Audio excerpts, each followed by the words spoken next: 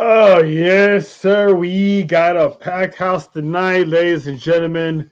War Games was a mess in a good and a bad way, followed by Monday Night's Raw's Fallout, which led more questions than answers and a little tearjerker here and there. But other than that, welcome to Sports4U episode 10. I am Trail. That's my guy, John. And joining us today, the homies, the bros. We got Nick and Bernard.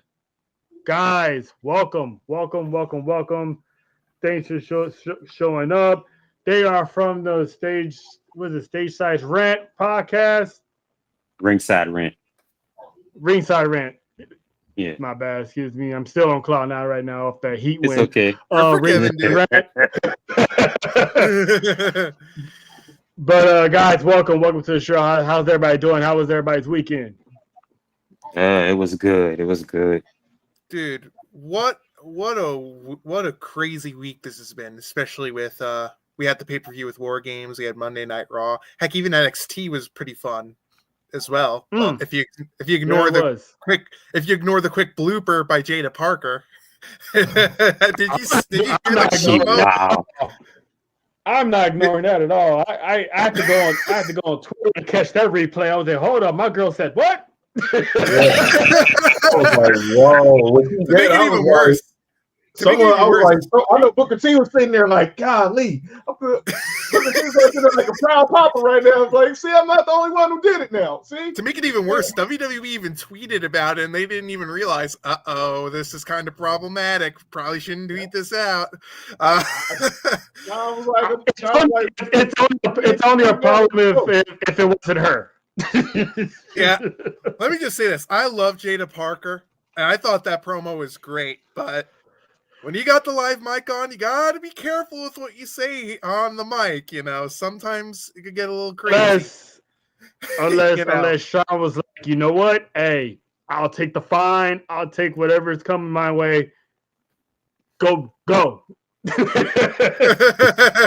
or unless you're a celebrity like LeVar Ball, who decides to take his young kids on the show, and LaMelo decides to be a stupid idiot on there. Remember that? See, that was the wrong time to do that. And it's like, come on, you literally have to pay attention to hear what she said. And it was like one of those, wait, did she say what I think she said? Yeah, you have to go back and make sure you heard what you heard. Lamar, he just straight up said it. I'm like, see, that's why you can never have certain people on the show. Wonder if she's going to get fined for that behind the scenes, or they're just going to let it go. But in my opinion, I think they're going to let it go. Let's be real. Jada Parker, they got something in her. And NXT's women's division as a whole, in my opinion, is the best women's division in all of pro wrestling. I think it's better than TNA. I think it's better than now. Yeah, NXT's women's division is great, and I'm excited to see what they'll do. So, yeah, I am too, because they're literally anchoring that whole entire brand. I could put them up against TNA's Knockouts division and still have money on NXT for sure. So, but we're gonna get into if we have time, we're gonna get into NXT a little bit later. Right now, we're gonna get to the nitty gritty. We're gonna get to what was an amazing Survivor Series War Games this past weekend. So I'm just gonna start off the bat with the women's War Games match with Team Liv featuring Raquel, Tiffany Stratton, Candice LeRae, and Nia Jax, the women's champ. I don't know about y'all, but the beginning of that match, it was botched central. Oh, it was terrible. It was like everyone was scared to touch each other. Everyone was scared to do moves. Nia Jax did the Hulk Hogan chair shot to Naomi. You can even hear Naomi say, "No, wrong duck. You're supposed to duck this way." So she ducked that way and barely beat her in the head. And it's like, what the hell is going on here? It really made no sense. But it started to pick up. Yeah, go ahead. All right, Nia Jax decides to go on Twitter, and she's basically saying, "Oh, when I play it safe, I get criticized for not doing well. If I go too rough or like hit them hard, I get yelled at." and then she complains to fans. Nia, here's my advice. No offense to you, because I respect the woman. Put the phone down, go to the performance center, and learn how to wrestle right. Because it's something you haven't done. And you're getting worse. And I hate Nia Jax's title reign as a whole, but that annoyed me so much seeing her on social media go like, the fans need to be nicer to me. No, you need to be nicer on how you wrestle in the ring. And the crazy part is she's put on some good matches since her return. She never had 5-star matches, but she's had decent matches in the past since her return back to WWE. So I don't know why all of a sudden she wanted to play it safe in a match like War Games, where she's like literally almost the biggest woman in the cage outside of Raquel. So I didn't understand it either, and it really didn't pick up until damn near all the women got inside the cage, and once Liv got the kendo stick, it was on the pop, and at that point, then stuff really started to pick up, and it got entertaining. But I'm with you. Like, you got to learn how to take criticism. You're just as bad as the whole AEW roster when it comes to criticism. And it's like, they're trying to tell you, you've been good this whole time. Her second run is way better than her first run. I tell you that much. So for her to just take the night off like that in the beginning, is like, no, throw these females against the cage, rub their faces in the metal. Just don't ham on these hoes. You know what I'm saying? Like, don't decide to use the plastic toilet seat, which was why they had to introduce the toilet seat in that match was stupid. And here's another thing I want to say. Me and John was having a field day on that toilet seat during the watch along. We was like, they really got a toilet seat out here. Yeah, listen. I'm not trying to slander her. I'm just trying to let her know that you got to ease up on like you can't go after the fans for your repeated botches and you making the same mistake over time. Her second run's been a little better, but even though I love her NXT run, I thought that was the most underrated part of her. But this was not good. What else wasn't good was what the hell was going on with the weapon placements. Like, every time they were going into the ring, lifting up the I forgot what it's called. They couldn't even find the proper weapons in the match. And I'm sitting here like, did you guys prepare for this match, or did you forget there's another side of the ring where the weapons were? Like, what are you guys doing? The only person that was well prepared was Tiffany Stratton, so kudos to her. But Io killed it. Oh, of course, because that at the end of the day, Io did one of her specialties, her Kofi Kingston when it's War Games and Ia's in it, you always suspect Ia to do something. So she did a moonsault with a trash can, wearing a trash can. So that was a sight to behold.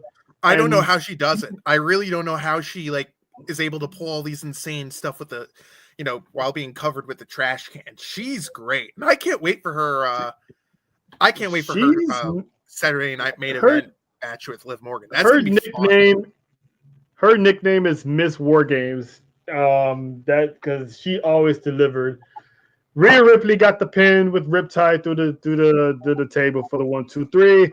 Bernard, what did you think of the match? Like, what would you rate it? What was your favorite spot? And overall, what did you think of the match? Well, overall, the match, I give it about maybe a solid 8. I'd say I give it a solid 8. Of course, with the Nia Jax stuff, y'all probably have to tune in on that tomorrow when I do my green room segment on how I really feel about the Nia Jax situation and all. I feel that I feel like you said, there's some botches here and there. I kind of feel like, it could have been better as far as the storyline is concerned. And the other spot that I like is the Rhea Ripley spot with Liv Morgan when she did the Riptide, I think, through the table on Liv Morgan and got the 1, 2, 3. That was pretty awesome. Well, overall, I give it about a solid, 8. Could have been better. I know Nicholas probably think that's probably higher than usual, but I give it that. It's just that the storytelling and the botches that mess it up. Here's another thing that also messed it up too. This match didn't even need to be in War Games. Like, it didn't need War Games. Like, this could have been a traditional 5-on-5 Survivor Series match. Like, I don't think it needed a War Game stipulation. And here's another thing too that bothered me. But nowadays, if you got the men's War Games, you got to have the women's War Games. So unfortunately, that's how it goes. You have to have it. But here's another thing that bothered me too, and this has been bothering me for months. The booking of Tiffany Stratton has really bugged me lately. With her, with the briefcase, trying to cash it in left, right, doesn't know who she's going to cash it in on. It's been done so many times, and I'm getting sick and tired of it. She's been an absolute fool the past 3 months with that briefcase. And I don't understand what they're doing with her. I mean, we all know she's going to get that title off of Nia Jax. But the more they delay this, the more problems this is going to be for it to feel organic. And I don't understand what they're doing with her at all. And by the way, she looked stunning at War Games. And I mentioned this to Bernard when we did our podcast. What the heck was she wearing at that Crown Jewel pay-per-view? That was bad. She looked like one of those Build-A-Bears.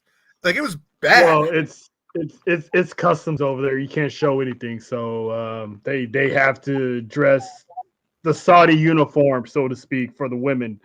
So they can't show anything, otherwise it's disrespect to the prince. It's a culture thing.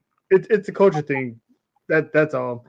And for the failed attempt to the cash in, they've done that with everybody. They've done it with Seth Rollins. They've done it with Baron Corbin. They've done it with Austin Theory. They've done it with Tiffany Stratton. They've done it with Io. That's the name of the game.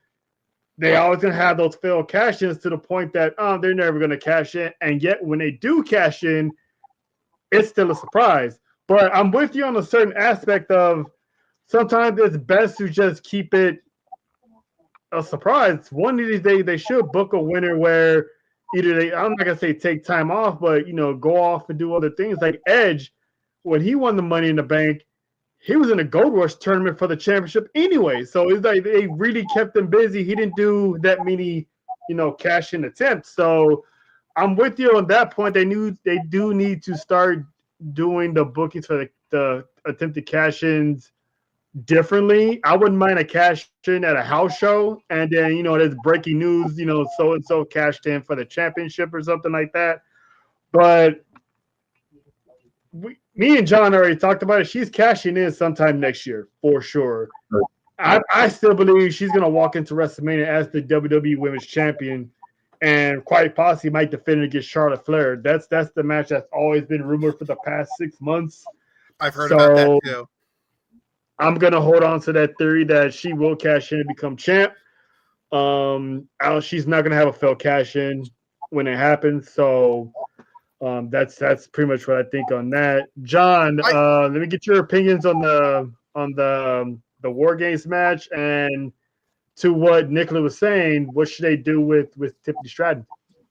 All right. First off, I think we all agree it started off pretty clunky. I'm gonna shout out our family over at Black Wrestling Podcast. I was listening to their Spaces Tournament Table Talk yesterday, and this was a heavy topic of discussion, and obviously it's an opening topic here with us tonight. And when we saw that Bayley was going to enter for Team Rhea, we was all thinking like, okay, are they going to? And Trell said it. He thought it should have been Candice. I think our boy Drell said the same thing. I mean, it would make sense, obviously, with their feud. But they went with Nia, which was kind of, I get maybe playing off the whole situation with them, with her beating Bayley at SummerSlam and at Bad Blood to solidify herself as women's champion. But it started clunky, like you said, all the Trell said earlier, Nick and Bernard too. All the botches that started trying to find the weapons, the chair shot fails, and all that. It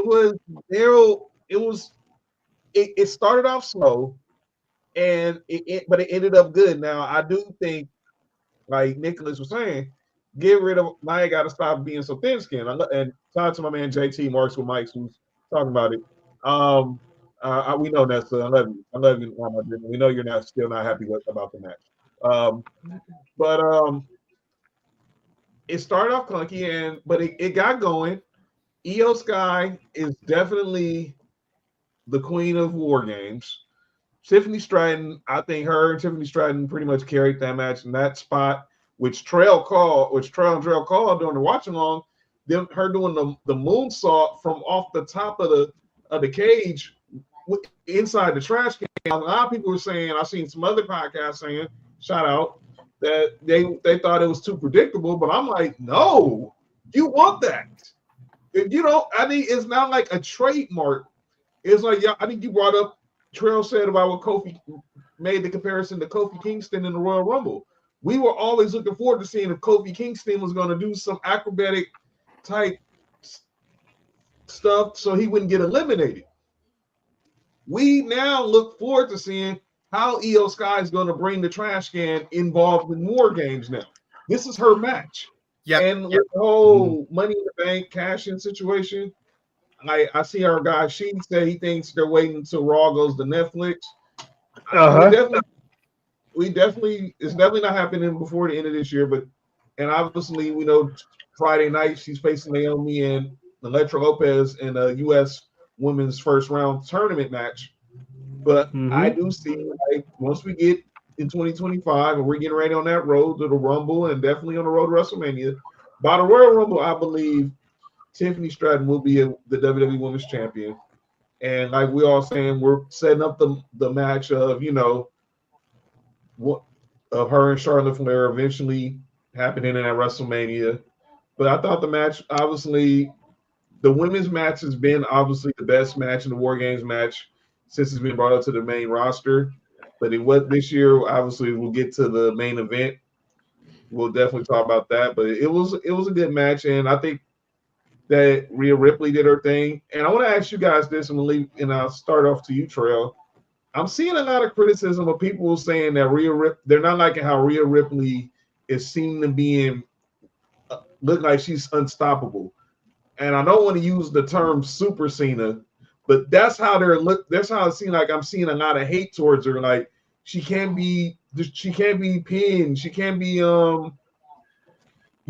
dominated or you can't beat her.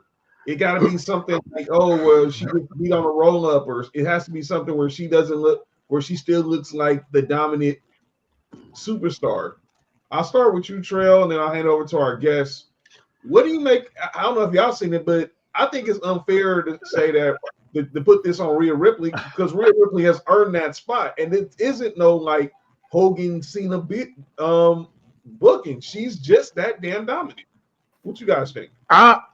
I'll say Crimea River, because every face of the company had this treatment. Cena had this treatment. Bianca Belair, when she got put onto the main roster, she damn near had that same treatment when she was Raw Women's Champion. Like she could not be stopped. She could not be beat. She won back to back War Games. So Stone Cold Steve Austin at the height of his career, he wasn't being beat. Triple H, when he ran the end of the Attitude Era on SmackDown when he was WWE champion, he was damn near unbeatable. So when you're the face of a division or they put a whole lot of stock on you, of course you're not going to lose because no one's going to pay to see you lose. So people are complaining that Rhea Ripley is being protected or whatever it is. Duh. I mean, she's like the premier star on Monday Night Raw of that women's division. Of course she's going to be like that. No one complained when Asuka in NXT ran roughshod for like 2 years undefeated as the NXT Women's Champion. No one complained that she was unbeatable. So why all of a sudden now you want to start complaining because Rhea Ripley is on top? She's on top. She earned that status. She went through hell to get that status under Vince McMahon's ruling. She wasn't getting. No one felt pity on her when Vince McMahon was in charge and she was losing left to right. Everyone would say, "Oh, Rhea's this, Rhea's garbage, Rhea's, she can't hang." When Vince was in charge, exactly. Remember when they basically when her and Charlotte competed for the NXT championship? No, I don't want to remember that match. I don't want to remember that. Oh God! And remember when she basically had the reign, and when she basically lost it, that reign never got mentioned ever again, and it wasn't added into Charlotte Reigns. It was the moment. You fast forward now. Triple H is in charge. She's right where she's supposed to be. She's supposed to be on top. So it's like she's not champion. So why is people crying about it? Every time she got in the ring to fight for the title, she's lost. So it's not like she's getting the championship reign back and all this stuff. I mean, she might get it back at WrestleMania, who knows? But when you're the face of a franchise or a division, that's the perk.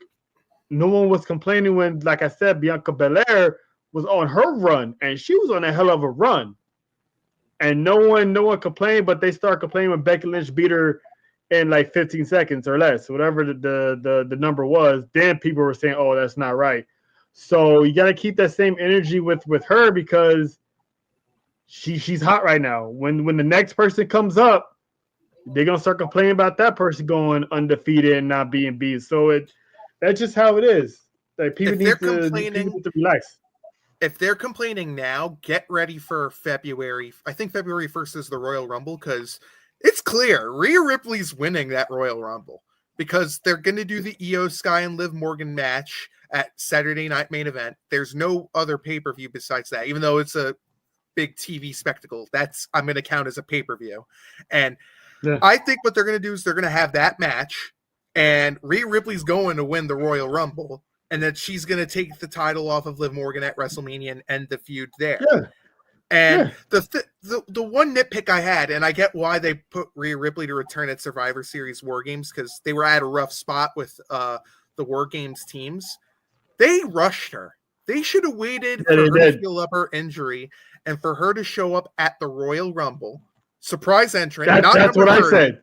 Not number 30, because I don't want to see number 30 again win the Royal Rumble. It's been done way too many times. Have her surprisingly get in there. Have her and Raquel Rodriguez be the final two in that Royal Rumble. Yeah. Have like a real like Roman Reigns, Shinsuke Nakamura final 10-minute match. And then have Rhea Ripley eliminate Raquel Rodriguez and have her advance. You know, like they kind of rushed it a little bit. And I don't see who else wins that Royal Rumble. I really don't. I mean, it's clear the only other one I could see. And nobody has mentioned this. And I noticed it. Becky. And Bernard, I think, mentioned it. Becky Lynch is starting to rise up as a favorite to win the Royal Rumble. And the betting, I think she's the favorite right now. She is. Yeah, and keep an eye on supposed to come back with a whole new gimmick, too. So I'm anxious to see, what her new style is going to be. Hopefully, a better. Got it. The Netflix headquarters today, Trill. Oh, well. Yes. All I know is I'm going to be there to see what unfolds. So we might get the man back before Royal Rumble. We shall see. So the next match I want to dive into was a match I felt like it was booked. Obviously, it was booked at the last minute, but there was no build-up, no time for the build-up. Shinsuke Nakamura and LA Knight, Yeah. Shinsuke Nakamura coming out looking like a Shogun Samurai, which I totally love. Like John said, the watch on it kind of reminds me of the Ninja Turtles the third movie when they went to Japan and they was wearing like the whole Rowan gear and all that with the helmet and stuff. That was like badass. The theme song, some people complain about it. I personally love it. It's pretty dope to me. He actually showed up and won the United States Championship on his second match back, his first PLE back after being gone for 6 to 7 months in Japan. I mean, I was telling John this prior to the PLE, the way Nakamura was being built, they had their back against the wall creative wise because there was no way Nakamura was losing, like at all. And I felt like this is probably the time for LA Knight to lose the United States Championship because his reign has been, I don't want to say lackluster, but it wasn't that memorable either. So Nicholas, I'm gonna start with you. What are your thoughts on the match and the fact that Shinsuke Nakamura actually is now a 3-time United States champion? Well, it was obvious that Nakamura was going to win with that entrance. On the live reaction, me, Bernard, and Shake did, I basically said, oh, he's winning after that amazing entrance. Here is my opinion. I got 2 words. Too late. It's too late with Nakamura. They wasted so many years of this guy's career botching him on the main roster. That Jinder Mahal and Nakamura match at SummerSlam killed him. He was dead on arrival after that pay-per-view. For the match, though, it was kind of bad. LA Knight looked a little off, and you could tell and I rewatched the pay-per-view with LA Knight coming out. He knew he was going to lose the match, and he was not happy about that. He was not happy. You could tell he wasn't smiling. He wasn't, showboating to everybody. And then even when he was trying to raise the title belt, he dropped it. He dropped the title belt. I'm like, what? And then I'm like, oh, with Nakamura's entrance, I'm like, yeah, he's cooked. But yeah, too little, too late with Nakamura. I'm glad he won, but I just don't care anymore. It's again, it's too late with him. And one other thing too, I'm glad LA Knight's run is over because he had a bad title reign. I love that he won it, but his reign's been awful and forgettable. So I'm glad we have a change there. But this was the worst match of the show, in my opinion. Yeah, agreed. Bernard, what are your thoughts on Nakamura becoming champion? To be honest, well, I kind of had a feeling that he was going to win, but to be honest with you guys, I really haven't even watched the match like that. But I knew Shinsuke Nakamura was going to win that match, and really come to find out the real reasons why that he won that United States Championship, because they built him up for this match back in Japan. I think it's called what, Noah Wrestling Promotion. I think he has a match. Yeah. Pro Wrestling Noah, that's right. That's the reason why he's winning that match. But overall, I like Shinsuke's gimmick. It's cool. Really he needed that revamped character of him. But I agree with Nicholas, on that way. I think it's kind of a little too late for him, because after that match is over, that's when it's going to be a better time until they decided to take the title off of Nakamura and put it on somebody else. Could it be maybe Carmelo Hayes, maybe Andrade, who I don't know who else could be in the mix, but I got a feeling that would be I got another name no one's talking about, because this guy's been rumored to be called up. Obafemi. I think there's a real chance that Obafemi could take that belt off of him. Because remember, when Obafemi lost to Tony D'Angelo and had that weird romance thing with Nikita Lyons, I don't know. She's terrible. Get her off my TV. It was a business. It was a business arrangement. It wasn't. It was business. It was a business. I think it was. Yeah. I don't know. Listen, get Nikita Lyons off my TV. She's terrible. But when it comes to the match too with Nakamura, the crowd was quiet. You could tell that this is the bathroom break of the match. It really was, because the crowd didn't care. And I mean, could you blame them? I mean, this was all last minute. And I tried with Nakamura. It's just I just can't anymore with him. I really can't. But if there's going to be someone to take that belt off of him next, Obafemi, I think, is definitely in consideration, in my opinion. Yeah, that depends on recent events that happened last night in NXT. That remains to be seen. That remains to be seen if, in fact, Obafemi is main roster bound. But we can get into that a little later on if time permits. John, what did you think of this lackluster of a match, actually, because people were surprised that LA Knight lost, and that was one of them. As the president of the fan club, I agree with Nick, man. I hate to see LA Knight's run in, because I'm such a fan of him. I was waiting for this since Monday, I was waiting for this all summer. We knew when he made that initial reference to Logan Paul that this was happening. We knew this was happening. And he got the win at SummerSlam, and I was happy for him. But he did a few good open challenges. But like you guys were saying, it has been kind of lackluster because I think maybe he might be better served off as a heel. And obviously he has that, that rebellious attitude where he's gonna have a following regardless. As far as with the match, I thought LA Knight was gonna win, but like we all figured when we saw Shinsuke Nakamura come out, the way the sun was setting on his entrance, and he came in, it was just so dark, and he looked in like one of the honor guards in Teenage Mutant Ninja Turtles 3. I was like, oh boy, yeah, this might not end well. And when he hit that King Shasa, I was like, I can't believe this. Yeah, it's over.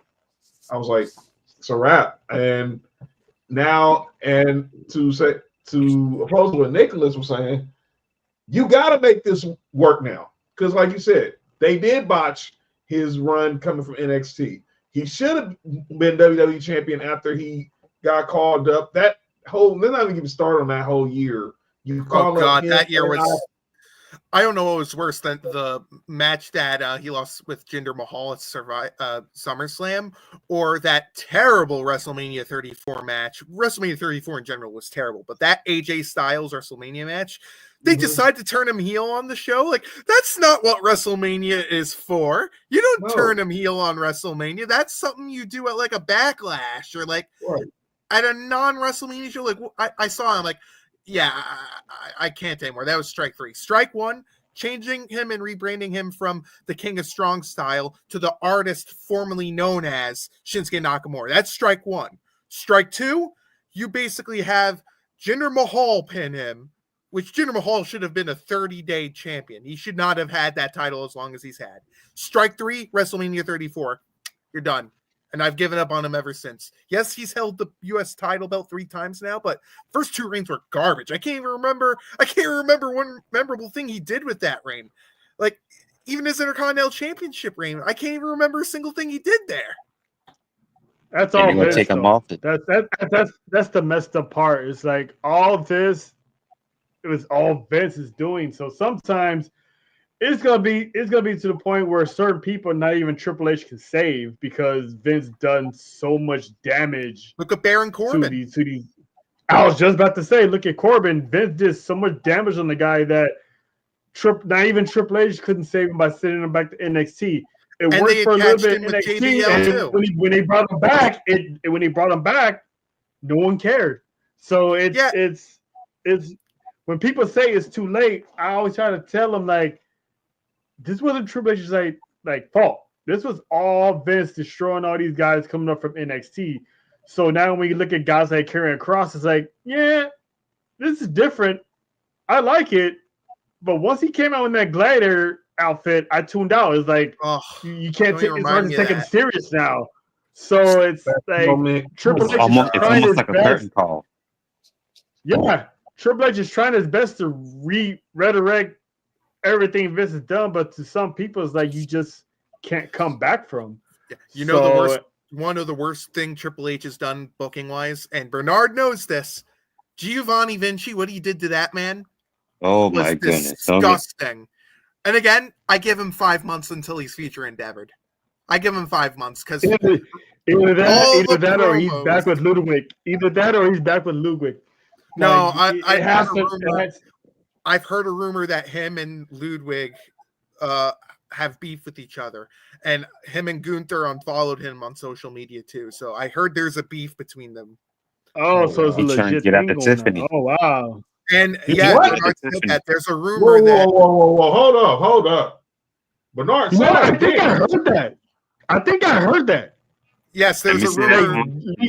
Da Vinci tried to get at Tiffany Stratton. Oh, he deserves your ass kicked in.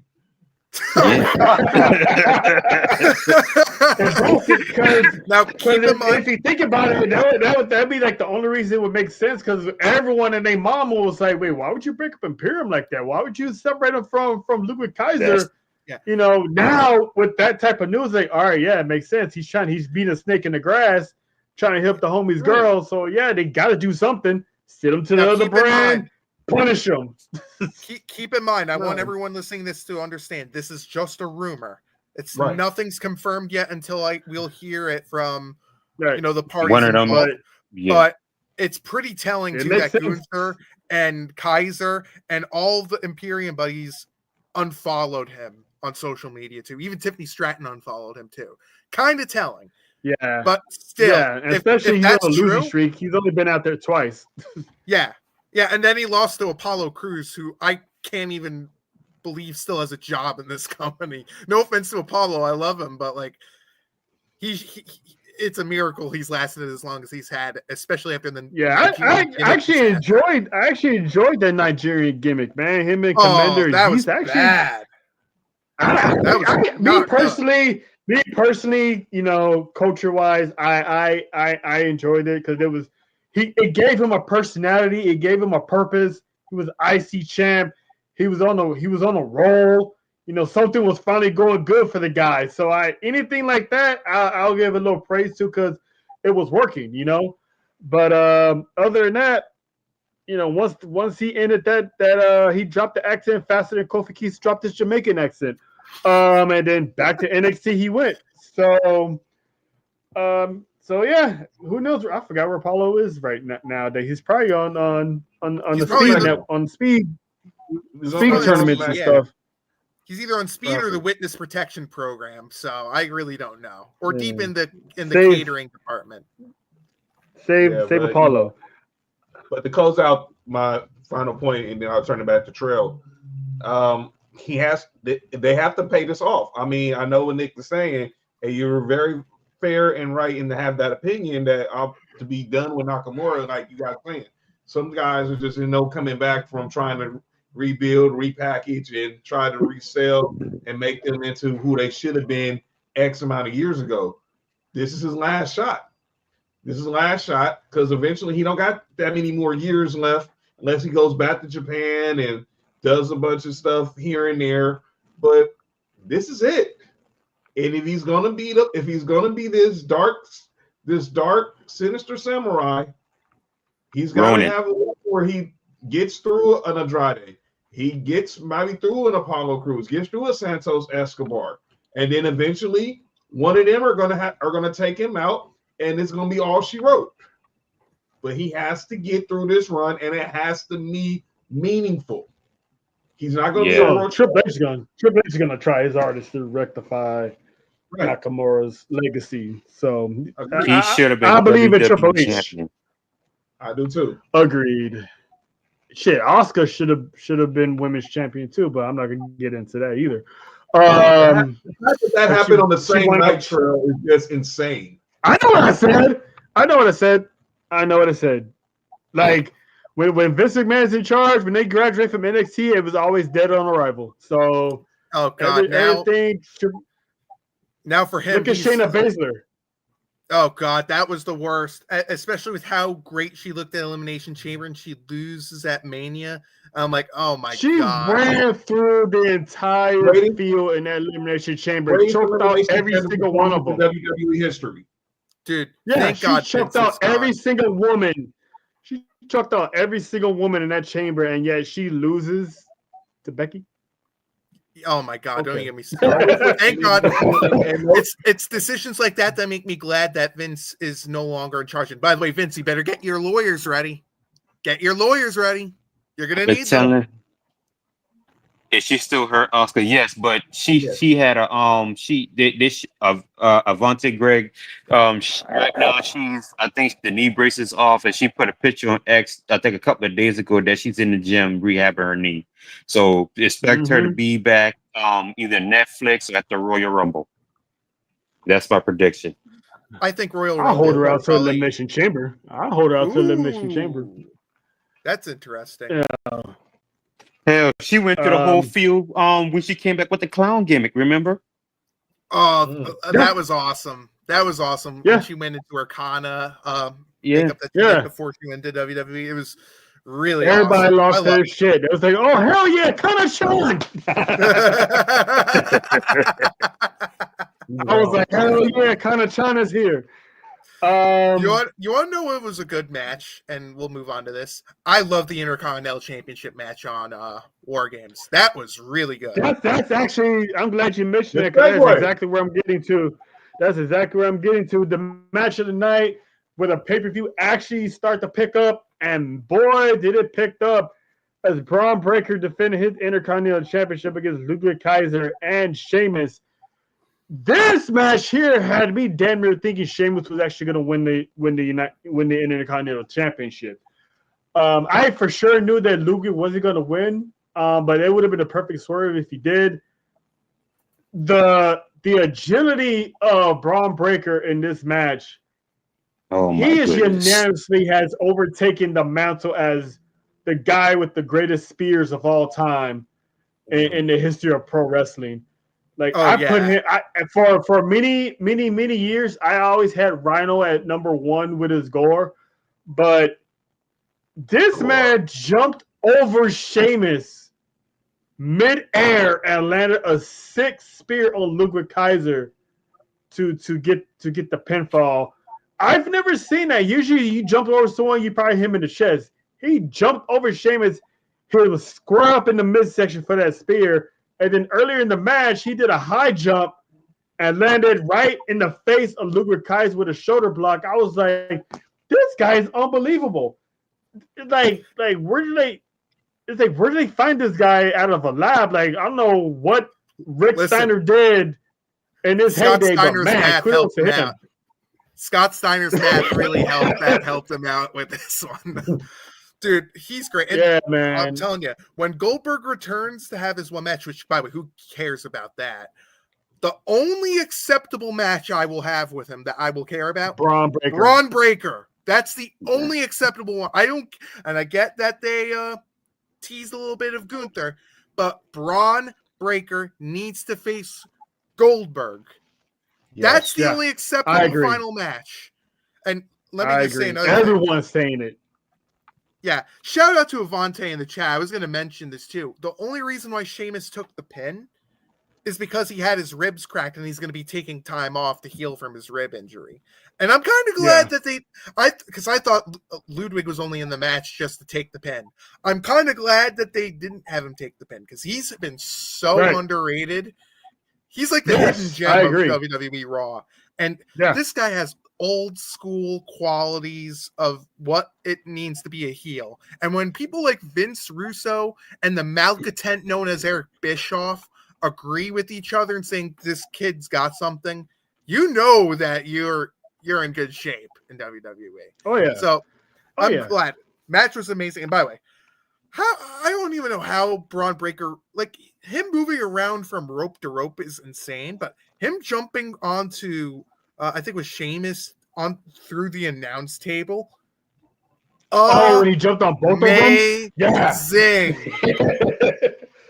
That's never been done. And he does it like with ease, and his high jumps are crazy.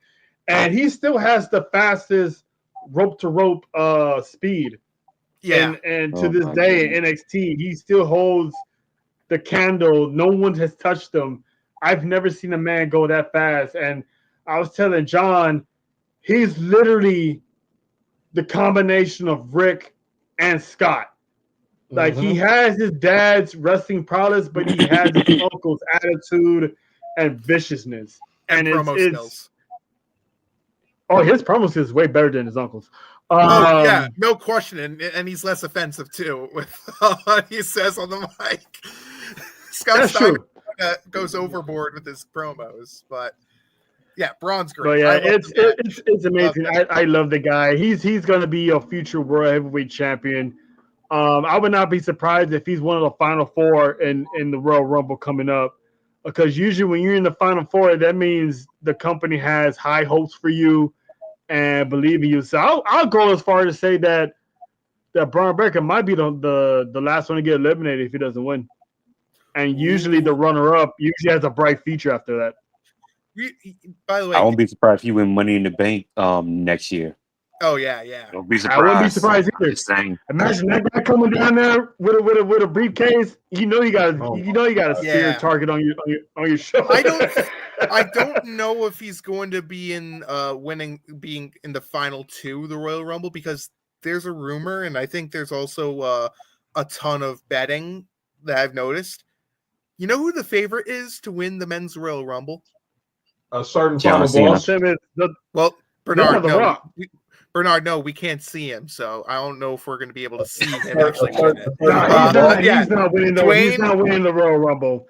Well, we can't see him win the Royal Rumble, so I don't understand what you guys are talking about. Dwayne Johnson is the favorite to win the Royal Rumble, which makes sense. Eventually, it's going to be. I think my theory on that, while we're on this topic, before I get Bernard's opinion on the IC title match, my theory on this is The Rock's going to come back and he's actually going to face Cody at the Royal Rumble for the championship. I don't know. I think Kevin Owens is going to win at Saturday night's main event. That's my bold prediction. I think Kevin Owens is going to beat Cody Rhodes at Saturday night main event. I don't think so, because The Rock has been hell bent on wanting Cody for that championship. So I think Cody's going to go into the Royal Rumble as champion. I think The Rock's going to beat Cody. Roman's going to have a tribal match with Solo for the Ula Fala. And then from there, you set up Rock and Roman at WrestleMania, because people are probably going to be saying, oh, The Rock's not going to be a transitional champion. He did it for Cena. He beat CM Punk at the Rumble and lost and dropped it to John Cena at WrestleMania. So history can repeat itself. The Rock beats Cody Rhodes at the Royal Rumble, goes through the Elimination Chamber. He probably won't even wrestle at Elimination Chamber. And then Roman Reigns can win the Elimination Chamber if he's in it, becomes the number one contender, and then you have Rock and Roman right there for WrestleMania. Oh, and then Roman would win the title, and then CM Punk would call Paul Heyman for that favor, and you have Roman Reigns and CM Punk at SummerSlam. CM Punk beats Roman Reigns. By the way, what was the whole point of The Rock showing up at Bad Blood like 4 months ago, and he's not even mentioned once? I don't understand that at all. Like, what? Setting the seeds. He's planting the seeds. It makes no sense for them not to even bring it up or mention it. Like, it's barely been mentioned. Yeah, they're not going to mention it. He just showed up, looked at everybody. He's like, all right, I got each and every one of you, and then that's it. He ain't got to come back. He ain't got to explain nothing. But why didn't Cody or Roman, for that matter, like, speak about it previously? Like, the next week, it's like never been mentioned since. I don't understand that. There's a rumor, excuse me, Joe, that Rock and Cody recorded some content while he was filming Moana 2, but they haven't explained what is it pertaining to. Wait, they're making a second Moana? Moana 2 came out. It's about to come out, yeah. But after Moana 2, Cody and now seen it today on the Twitter sphere that Cody and Rock recorded some content. Now they don't know what the content is based, what's the context of it, but there's rumor that they recorded some content. And that's all it is out there. So it's probably gonna be start playing around 2025. It might start playing around Netflix on January 6th, because Cody's gonna be in the house, and we all know Rock is definitely gonna be in the house, even though right now he's not advertised. But come on, we all know he's Roman. It's gonna be a 3-hour show. Yeah, and Roman. So every major player is gonna be in the building. So all the questions will be addressed on that show, because it's gonna be a heavy Monday Night Raw on January 6th, PLE level type show. Bernard. Yep. What did you think about the IC title match? Man, they blew the roof off the place, man. Dang. It's like when Braun Breaker spears you, he trying to spear your soul out your body. That's how bad it is. That's how bad it is. It's like the moment he touched you, you may as well kiss your soul goodbye. But it's a wonderful match. Braun Breaker's a beast, man. I also like the way how they put him as a tweener. You know, he's not really a face, but he's not really a heel either. So I kind of like that going for him. And because about that match between him and Goldberg possibly. My thing is it going to be like maybe a WrestleMania worthy type match, or maybe a Saudi how Nicholas say Saudi money type match? No, sweet Saudi money. Yeah, that sweet Saudi money type match and all. It's like either way the match has to happen. Because I think Goldberg is going on his last tour too, with John Cena and Mikko Satomura. I think this is his last hurrah in the wrestling business, and I think it's off to the sunset with him.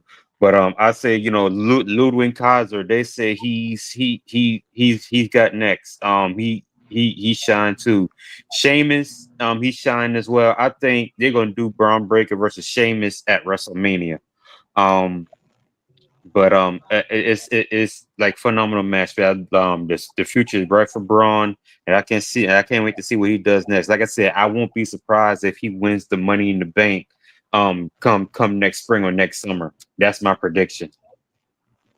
Yeah. I mean, Goldberg did say to go back on that point. Goldberg did say his next match was going to be his last one, so I don't think it's going to be Saudi.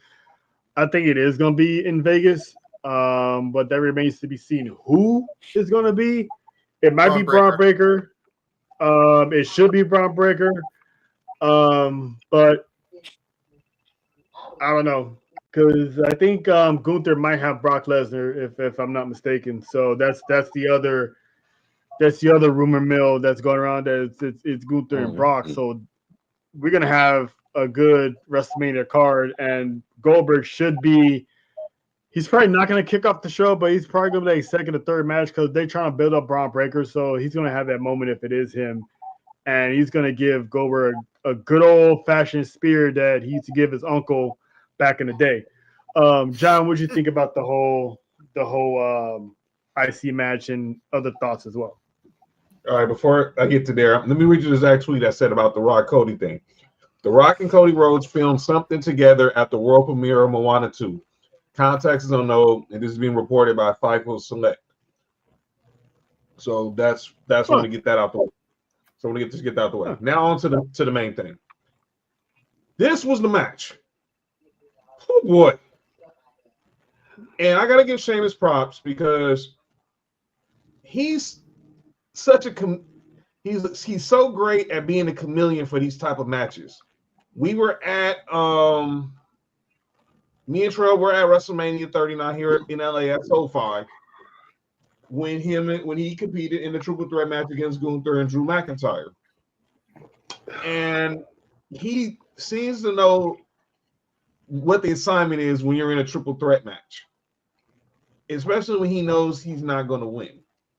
He played an integral part in that match that night, and he played an integral part on Saturday. So salute to Sheamus, and we know, and one day he will get the Sheamus Slam, and eventually that one title that's eluded him his whole career will be his. Because I think they'll probably do is, ceremonially he'll get the Intercontinental title. It'll happen down the way. What's up, Angel Rose? But Angel. Well, I know her. She followed me. So let me go to let me go there since Angel Rose brought up Mr. Kaiser. This match was match was about Braun and Ludwig. But this is more so about Kaiser because he's finally getting that spotlight. Obviously, no Imperium, no Gunther, no 6-man tags, no tag team, no being the corner man, being the hype man, all that. This was him proving why he's the epitome of European elegance. And he showed up. I was happy to see him in that match. And you started seeing the change with Kaiser when he answered that open challenge the night before Bash in Berlin, being back in his home country of Germany against LA Knight. And this could have been a precursor for what we saw last night. Now he didn't win, but in certain matches, especially where it's triple threats, fatal fours, or as we're gonna see Saturday at Deadline, 5-person matches. You don't have to win to be someone that is the talk of the conversation. And granted, Braun Breaker might be the talk of the conversation, but Ludwig Kaiser is definitely in the conversation now. Absolutely. And he definitely showed it. Now on to Mr. Breaker. Braun Breaker, Bronson Steiner, whatever you want to call him, just call him the dog. Intercontinental champion, badass, whatever. Braun Breaker is going to be the future face of this company. Book it, book it, book it. I just want to fast forward it to this last year. And it's funny when I bring up Deadline. It was Deadline last year. He didn't win the Iron Survivor Challenge, and Trick Williams won. But who were we talking about the whole match that night? Braun Breaker. Braun. Royal Rumble. He didn't win. Who are we talking about a lot during the Royal Rumble? Braun Breaker. And Brock because he lost his spot. Go ahead. Did he say that? We're never seeing Brock Lesnar in another WWE ring until he clears his name in that lawsuit. Again, Vince, get your lawyers. He's not really. There's nothing happening with him. He was taken off, just take the heat off, but he's not facing anything. Because all it says was just a text. Did you see the Mr. McMahon documentary? Oh, of course. Yeah. Oh, the last episode that basically confirmed that Brock was involved with the Grant stuff. He might have sent something in that, and he might have sent something also to Vince. I don't know. It's weird. It's all heck. But as long as this whole Janelle Grant stuff goes on, you're never going to see Brock Lesnar on WWE television. I'm sorry. It's just too risky. And we'll see. Look, because I was listening. Shout out to our boy Mike D from Wrestling from the 313. He had a podcast. He was doing this show before ours earlier, and I was listening. He had a guest on. Forgot his name. Forgive me. A lot of people think that it's not a coincidence you're starting to hear Brock's name mentioned back on TV. They're planting the seeds for his return because he's gotten a little. It has gotten a little quiet around the whole Janelle Grant situation. But back to Braun Breaker. Braun Breaker's the man right now. He's going to be a dominant Intercontinental champion. And I think eventually he will be a world champion. He's going to show out in the Royal Rumble. I would love to see him in Elimination Chamber just for the pure sideshow of his dominance. He's going to have WrestleMania. I don't think he's going to be involved in Elimination Chamber. First off, I hate that if you're an Intercontinental champion or a U.S. champion and you're in the Elimination Chamber going after the world champion. I think it's stupid. It devalues the championship that they're holding. He's speaking on if Braun Breaker's not champion. But if Braun Breaker's not champion, which I don't think he won't be champion at that time, but if he isn't, man, I hope he has like a Goldberg type Elimination Chamber performance, excluding the terrible ending. Yeah, excluding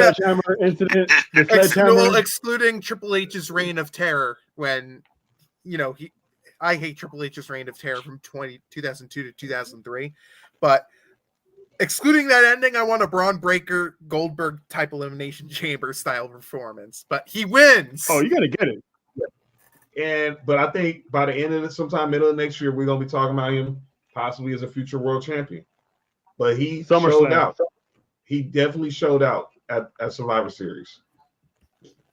I'm still talking about his promo on Ludwig Kaiser when he basically imitates Kaiser and tells him he sucks. That was just funny, man. Look, he's might be Rick's kid, but he damn sure is Scott's nephew. And they ain't no denying that. He's damn sure Scott's nephew. And they showed out. This was the match of the night that wasn't the main event.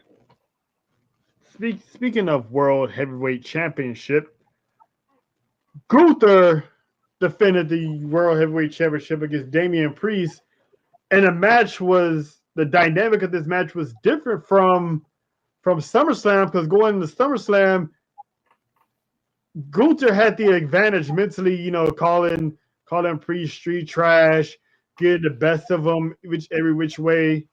This time around, ever since losing to Cody at Crown Jewel, Gunther's seemed to lost his mojo, his mystique, his edge, his aura, and he's been doubting himself. Every time he tried to jump Damian Priest, he kept getting his ass handed to him.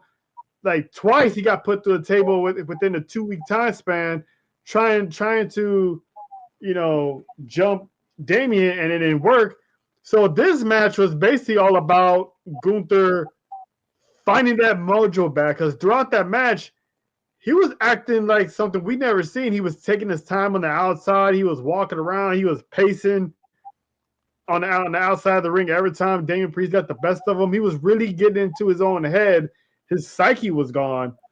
So when he started to pick that up after Damian injured his shoulder, I think it was his shoulder.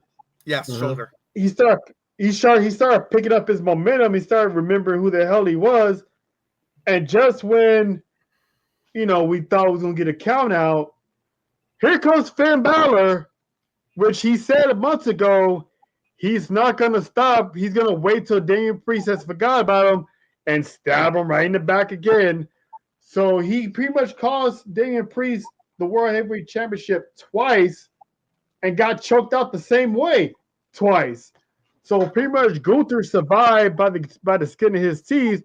But before leaving the ring, he pretty much gave Finn Balor a boot to the face, letting him know he didn't appreciate him sticking his nose where it didn't belong. So yeah, that's going to remains to be seen what happens with Gunther and Finn Balor more down the road once we get to the Raw recap.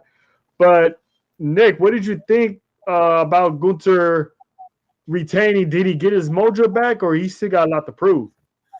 I thought this was a phenomenal match. This reminds me of an old school type 1990s or 1980s type match. It was hard hitting. It was a little rough. The one negative is that we all knew Finn Balor was going to get involved somehow. It was predictable, but I kind of like the way they did it. But my question now is, because obviously it's going to be Gunther versus Finn Balor at Saturday Night Main Event. We know Damian Priest is going to get involved, so it's obviously going to be a triple threat. The problem that I have is it seems like they don't know what they're really going to do with Gunther, and that they've attached him with Damian Priest and Finn Balor. And let's be real, ever since the Terror Twins match that happened with, I think, Dominic and Liv Morgan, Judgment Day 2.0 has been not good. Not good whatsoever. And I'm not even joking. I completely forget that they hold the Raw Tag Championships. And Carlito, I'm stunned, is still employed with this company. Like, I love Carlito, but I don't understand what his value is anymore. And I'm a little surprised he didn't get future endeavored when he made that silly comment with Io Sky and Kairi Sane, if you know what I'm talking about. Yeah, I think they just did a little damage control, no pun intended. So I thought he was going to be future endeavored after that, but Judgment Day 2.0 Judgment Day 2.0 has not worked out well. And I don't know where they go from there. And I'm just over it. I love Damian Priest and I love Finn Balor. I'm just over those two fighting each other. I just hope they do separate things. But it's clear they have no plan for Gunther because they're just attaching him to this. I think they're planning a Gunther face turn. I don't know when the end game is gonna be on that. If the rumor is Brock Lesnar, I think he'll be a true face by then. But they're easily with the loss to Cody, the way he shook Cody's hand, it was like he bowed down to Cody in a way. It's like they've been teasing that face turn. I think by the beginning of the year, going to Mania season, he's gonna be a face. Otherwise, he was a good face in NXT UK. I don't know if you guys watched that brand. Walter, NXT, go watch Walter versus Pete Dunne. Walter versus Tyler Bate. Oh, those matches killed. Those matches good. And I hate what they're doing with Pete Dunne now. He's done a whole lot of nothing the past few months since they finally gave his name back. Thank God. Give these mid-carders some time. I mean, they'll you know, they're in the mid-card, so it's not. He's done nothing. I can't remember the last thing he did except for that match with Sheamus that really didn't go anywhere. Well, to be fair, nobody in that mid-card has really done anything outside of Braun Breaker. So that's fair. That just call it for what it is. He's the king of the mid-card right now, and that's by a mile. Bernard, what did you think of the championship match? Gunther getting that assist. He still hasn't beaten Damian Priest clean yet.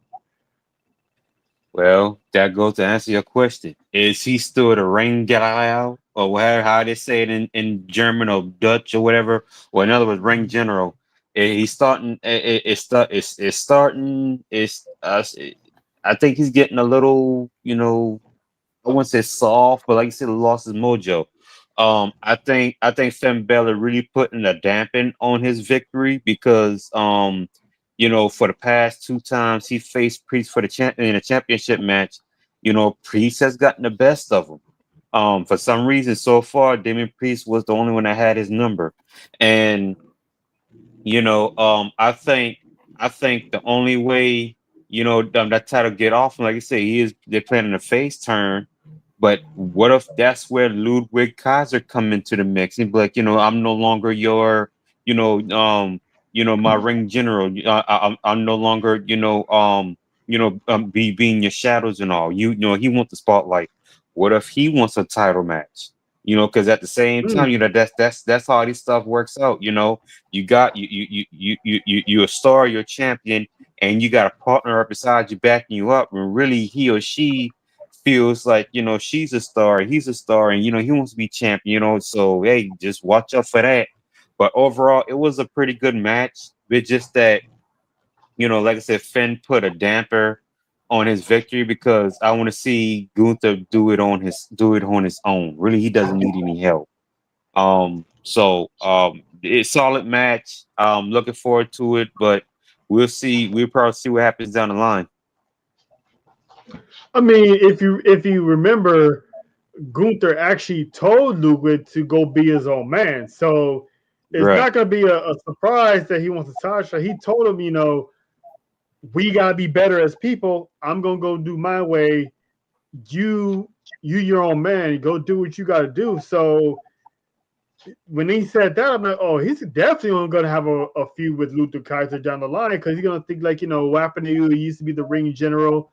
You used to be my best friend. You used to be someone I can look up to. Now you're acting like an American, So I can see that feud going on down the line. So that's going to be something to see later on. But for now, Ludwig Kaiser, he's doing this thing. Gunther, I think they might, to Bernard's point, they might turn into a triple threat match. I think that's where Gunther will finally get that win, and he's going to put on a match of the night performance, and that's when the fans going to start cheering for him at that point. So I'm looking forward to seeing what's next for the ring general.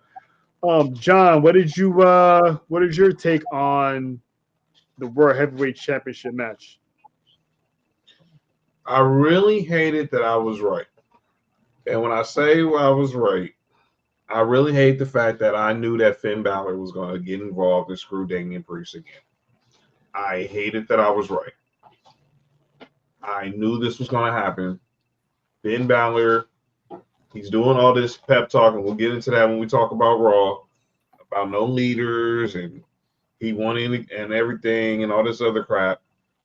And I knew, we all know he has unfinished business with Damian Priest because of how he lost that bad blood. How Damian Priest got a #1 contender. Well, yeah, we all knew that. So I'm just saying. I just hate that I was wrong. Hate that I was right. But I hated seeing it because it ruined another chance of Gunther's dominance. Obviously, outside of the match with Randy Orton, Randy Orton, obviously Sami Zayn. has he had the dominant run as we were thinking? I know it hasn't been as dominant as his Intercontinental title reign. It hasn't been no workhorse title. And I think that's what it's setting up for the face turn, because if he wasn't going to be a face, you wouldn't have him lose clean to Cody at Crown Jewel. So I hated I was right. I hated that it was the obvious thing that Finn Balor would come out of nowhere and screw Damian Priest. And now he's on his way to getting a title match next Saturday night. So the match was whatever, but it was a heavyweight fight. They exchanged blows. It was cool for a moment, but I just hated the whole outcome because it all ended up being too particular, and that's basically Finn Balor screwing Damian Priest. You want some good news regarding Gunther? Gunther is finalizing a multi-year deal with WWE. I heard about that the other day. They getting that bag. They have high stock. They have high stock in Gunther, man. They like the way he presents himself in the bag. They like the way he handles his business. They like how professional he is inside and outside. And that's something that, the company can really, appreciate, because there's not that many stars in today's era that can fit that mold. And he has the look, he has the work skills, he has the backstage, etiquette as far as locker room etiquette. So he I'm not surprised he's getting a multi-year deal. He deserves it. Oh, absolutely. And let's be real too. It's a miracle he's had this great of a career when he's on the main roster, especially with when they rebranded him from Walter and tried to make him into a if you know what I mean. We know what you mean. That's one of the few stars Vince got right and booked right from the start. If you ignore the original name that he was going to get, because let's just say, we don't need to go there. Yeah, just Google's your best friend here, folks. So go on Google, Bing, whatever you use, just look it up. It's not fun, but it's a miracle he's lasted and has had this great of a career. And Gunther lost a ton of weight. He lost. That's the only thing Vince McMahon required for him. Like, okay, you're gonna be this guy. You need to shed some pounds because we're gonna have you in some good matches, and you need to hold your weight. You need to, your endurance has to be up, because in WWE, when you put in high profile matches, sometimes some matches go to distance like 20 minutes, 25, and you can't be that way as a super heavyweight. So when he finally debuted, I'm like, the hell happened to him? That's not the same guy I saw at NXT. I was like, what the hell? And I was like, all right. He moved to Florida, moved to the PSC, and just lost all that weight. And a big reason why he was pushed more, and nobody mentions this, he was hesitant originally when he was in the NXT UK brand. He was hesitant to fully commit to America because he lived in the United Kingdom, but that all changed when I think he was going through a divorce at the time. I think he's married to NXT superstar Jenny now. They've relocated to the United States, and now he was more open to being a part of the main roster and the real NXT brand. So that also had a big helping hand in getting him booked more favorably, not only with Vince, but more confidently booked with WWE. So, but yeah, good for Gunther. He deserves it. Speaking of deserving, we get to the final match of Survivor Series, the match that I was looking forward to since SummerSlam, since Roman Reigns came back. I called it. John can attest to it. I called that it was going to be a tribal war games affair at Survivor Series, and by God, it was. And the casualties that ensued in that match. You had the OTC Roman Reigns teaming up with the Usos, CM Punk and Sami Zayn, with once again Jey Uso getting the last entrant after Roman Reigns, which it happened again. They're pretty much letting Roman Reigns is the top Us, but Jey Uso is still main event Jey Uso regardless of he's teaming up or not. Going against Solo Sikoa and what many people are calling, the bloodline, the Timu bloodline 2.0, Jacob Fatu, Bronson Reed, and Tongaloa and Tamatonga.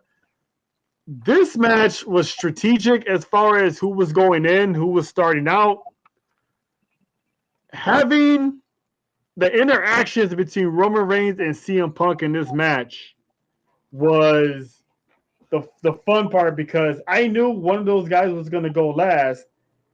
And when CM Punk tried to make his entrance and Roman Reigns blocked them off and pretty much told Sammy to go, a la last year when he wanted Sammy to prove himself, this year it was like, nah, I don't trust you. Sammy, I trust you to go handle this business real quick. So that dynamic, I was like, oh, shit. And then when Roman Reigns was all cocky walking out, Punk's like, excuse me, and took his spot. I'm like, no, don't tell me CM Punk's gonna be the reason why they lose. But it was just like pretty much a game of one-upmanship. But the highlight to me, I don't know about y'all, but the highlight for me was Jacob Fatu. Oh, he's great. The dude took a bulldog to the toolbox and got right back up before CM Punk turned around, dude. Man, freaking Super Samoan, dog. You're a Super Samoan, man. You cannot tell me the company does not have high stock in Jacob Fatu. Oh, because the man knows everything. I had high stock on him the moment out, because I watched MLW for a point of time, because sometimes I like watching the independent scene and other promotions. When I saw Jacob Fatu, I'm like, this guy is just money. And the moves this guy makes, and we haven't even heard him really cut a promo, except he loves Solo, and I think he's so great with how he's doing that. But his promo, we haven't even seen him really cut a promo yet. And his promos are amazing. And they have legendary. Something. Oh, the one thing I'm worried about is Jacob Fatu's got to be careful out of the ring. He's had some controversies there, not only with the arrest, but whatever the heck the charity scandal involving him happened. I know he has that settled, but that was a headache that WWE couldn't afford. But they really got something in Jacob Fatu. He's great. And I love the fact that he sort of like botched the moonsault or whatever, and he's selling the injury. And I'm like, you're not fooling me this time, because I think the and the announce table, I thought he snapped his leg. That was one of our first watch parties that we saw Jacob the announce. I thought he snapped his leg. Yeah. And me and John were looking like, wait, did he? Nah, he didn't. But wait, he didn't. Luckily, it's a minor injury, but I love the way how he sells the injury, even though it was clearly kind of a little botchy. That was done on purpose. I love the fact that how he sells these injuries. This guy's great. He really is great. But gotta admit another thing too. Bronson Reed. My goodness, he's been booked perfectly since he's returned. Now, the one negative, Bronson Reed did have an ankle injury. I think he hurt both his ankles. He broke, which is not a good sign. Which, by the way, I'm shocked he didn't snap it like Adam Edge Copeland did when he jumped off the. Don't bring that up. That's because Adam Edge Copeland had no business jumping off. Exactly. If you thought that was bad at his age. If you thought that was bad, go watch WCW when Macho Man was jumping off the top of the cage doing his double axe handle, and I'm like, oh, come on, dude. And if you thought that was bad, go back to watching Monday Night Show where Sid Vicious broke his leg. If you thought the Sid Vicious one was stupid. He had no business doing a one-legged kick from the middle of the top rope. Fun fact about that: Sid tried not to do that finish, or he didn't want to, but he was forced to by the bookers in the back. I believe it. And by the way, that's not the worst injury I've ever seen. Hayabusa in FMW, when he had that neck injury, like he did a moonsault, he slipped and he landed on his forehead and he got paralyzed. I don't think he ever wrestled again. That's the worst injury I've ever seen in the ring, but Sid Vicious is up there. But I'm sorry, I'm getting off track here, but going back to the Bloodline match. I'm sorry, I'm a wrestling nerd. Okay, I'm sorry, guys in the chat. I'm sorry, and gals. I'm sorry. But going back to the Bloodline match, it was really great. The one big negative, that ending where they were taking it slow. I thought something was going to happen, then all of a sudden it cuts to black. I'm like, did you really have to go that long with the ending? Like, really? I thought for sure we was gonna get the final boss making another appearance and be like, you know what? I had enough of this shit or something, because they kept dragging it out. I'm like, why are they dragging it out? Because last year they drug it out. We got CM Punk, so I'm like, why are they dragging out this year? Like, are we getting The Rock? Is The Rock in the building? Because I heard he was in Canada. I thought Hikuleo was going to show up. By the way, where's he been? I thought he was supposed to be a part of this Bloodline storyline. I got a theory about him. Ooh. Yep. We've been it's NXT a theory. So we get to that. I bet you I know what it is too. We get to that once we briefly go over Raw. But the end of this match was, like you said, when Bronson Reed went to the top, I didn't even see where he broke his ankles, but then I saw the angle of it from a live video feed. I was like, oh snap. So by the way, he's done. I'm gonna give a shout out. I'm gonna give most definitely. You probably won't see him. It's probably Mania season or even later on in the year. I doubt he shows up at Mania. I wouldn't be shocked if he's out for till probably SummerSlam. Wouldn't shock me one bit. Hakul is not injured. Lance is the one that's injured. Lance, I don't know why he's injured. But I'm gonna give a quick shout out to Solo Sikoa because my guy went out like a tribal chief. I mean, he didn't beg, he didn't ask for mercy, he didn't be like, hey, you know what? Yeah, me and you, yeah, we're the ones. He didn't try to kiss up.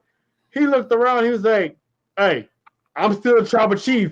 And he just went out on his own shield and got pretty much beat up every submission, every finisher move in the arsenal of these guys. He took it like a champ. I got to give him props with that. Roman Reigns taught him well. He taught him never to back down, even if it's one versus all. So I'm gonna give him props on that one. Bernard, what did you think of the Survivor Series War Games match? OG Bloodline getting the dub. Yeah, it is the right call. Really, Roman needed this match. Because for the past a couple of months, a few months now since he came back to SummerSlam, I ain't gonna lie, man. My man Roman been getting his ass whooped almost week after week by Solo and the new Bloodline 2.0. I was starting to be a little worried. I was thinking like, well, gosh, who's gonna like help Roman out, because see, the past 4 or 5 years when he was, was still his tribal chief, let alone he was champion at the time, it's like he been giving everybody fits. I mean, everybody. And Roman Reigns needed this win. It was a phenomenal match. It was a nice, solid match. The question is now is like, what's going to happen with the Seth Rollins CM Punk situation and Sammy situation, because those are the top main guys Roman pissed off, and later on down the line, because him, Seth Rollins, Kevin Owens, and Drew is later on down the line. It's like they're gonna go after Roman later on down the line after all this is said and done. But I say congratulations to the new Bloodline. Roman Reigns still your tribal chief. The only thing I want him to do now is to go ahead and get that Ula follow back from Solo Sikoa, because he just been acting like a fake, tribal chief. I mean, last time I checked, his fallen uncle granted Roman the Ula follow as the approval, the real tribal chief. Now, if he could just get that back, we'd be set. To be honest with you, I don't think Roman Reigns need the championship at this point. He already been champion for over 1,300 days. So I said, let's get the Ula follow back and then just reign supreme with that. But like I said, again, phenomenal match. Roman Reigns needed that match, and we'll see what happens later on down the line.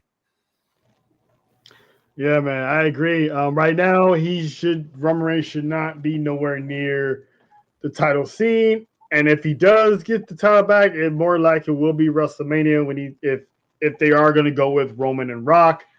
Right now, the main focus is the Ulafala, and I think they're going to have a tribal combat at the Royal Rumble. Yeah, the hell with Saturday Night Main Event. They should have that at the Royal Rumble. To have him and Solo battle for that Ulafala, and him finally getting that Ulafala back since WrestleMania of earlier this year. So that's for sure. I think what's going to happen. John, what are your quick thoughts on this match before we start recapping Raw? I'll be real brief. Shout out to our girl Lena Dow. Solo did go out looking like Denzel in Training Day. King Kong they ain't got on me, and he went out guns blazing. And the guns blazing was super kick here, super kick there, Haluma kick here, GTS and a spear, and he went out on his sword. And I salute Solo for that. The match, obviously, everything within the storytelling. If obviously you starting off with, like our boy Drell said on our watch along, the crash outs, Jay and Tomatonga, and then you pull the audible and you bring in Bronson Reed as opposed to going with, as Trevor called him, the Botch King, Tungaloa, and that was interesting. And then everything with Roman and CM Punk, because here comes CM Punk wanting to go in. Roman says, "Nah, son, Sammy, you go." And you see that look like, are you effing kidding me? After CM Punk to pretty much poke the bear, trying to get, riling up the new bloodline right before the match. And then they're sitting in there and it's like, okay, it's that awkward, okay, two people in the elevator who don't really want to be in the same space with each other, but they got to before they get to the right floor. And then when it was time, CM Punk was like, "No, stay up, it's back, I'm going." And then when the match got official, like I said, Jacob Fatu is he's superhuman. The dude, something's different. To take that bulldog and then just get up and someone like pinched him barely, and it was like, come on, that's just incredible. The spot with Bronson Reed going for the tsunami from the top of the cage, unfortunately hurting his ankle. But the MVP of the night to me was Jimmy Uso. He still showed that he showed us that he still had a lot in his bag, and it was good to see that he sacrificed the toe to do it as well. But it was a great kudos to him. Kudos to him for finishing the match with that broken toe. Jimmy Uso, I think, got injured with his. I think it was one of his toes got broken. He injured his toe off that splash. Yes, I remembered that, and when I saw him do the splash, I'm like, oh no! Like, and you could kind of see him limping a little. I'm like, I kind of knew something was up with him, but he finished the match, so good on him. Really good on him. And it was just good storytelling throughout the match. Punk saves Roman from that tsunami, and then obviously they get the 1, 2, 3, and now everyone's wondering what's the favorite of Paul Heyman owed CM Punk. We kind of have our theories, but what is the favor that he owes him? And we all thought we was going to see Tribal Final Boss, but he didn't show up. So, there was words that he was possibly in Montreal for the Taylor Swift concert, but that's a whole nother conversation. They said The Rock was trying to get tickets to the Taylor Swift concert. He had to call her peoples to personally get them, and the concert was in Vancouver. I'm just going to leave it at that. I have no idea what you're talking about. So. I heard this yesterday. I heard this on 17 ESPN because I was Sports Talk station. I was Sports4U as originally a sports podcast, so I listened to Sports Talk Radio, and one of the topics brought up was like how famous you need to be to get concert tickets or something. So The Rock was trying to get tickets to the Taylor Swift show in Vancouver, but he couldn't get them, so he called somebody he knew, or his people called her people, and they worked something out. That's just that. Oh, so he was only there for the concert then? Pretty much that's where everyone, the theory is. He was only in Vancouver for the concert, and then I know he was in Hawaii doing some other events as well. But I mean, everybody thought he was pulling up, but he didn't pull up. But overall, match was a banger. Obviously, the best men's war game match since it's been a part of the main roster. And now we see what happens next. I can't wait. Back to you, Trail. Yeah, I can't wait either.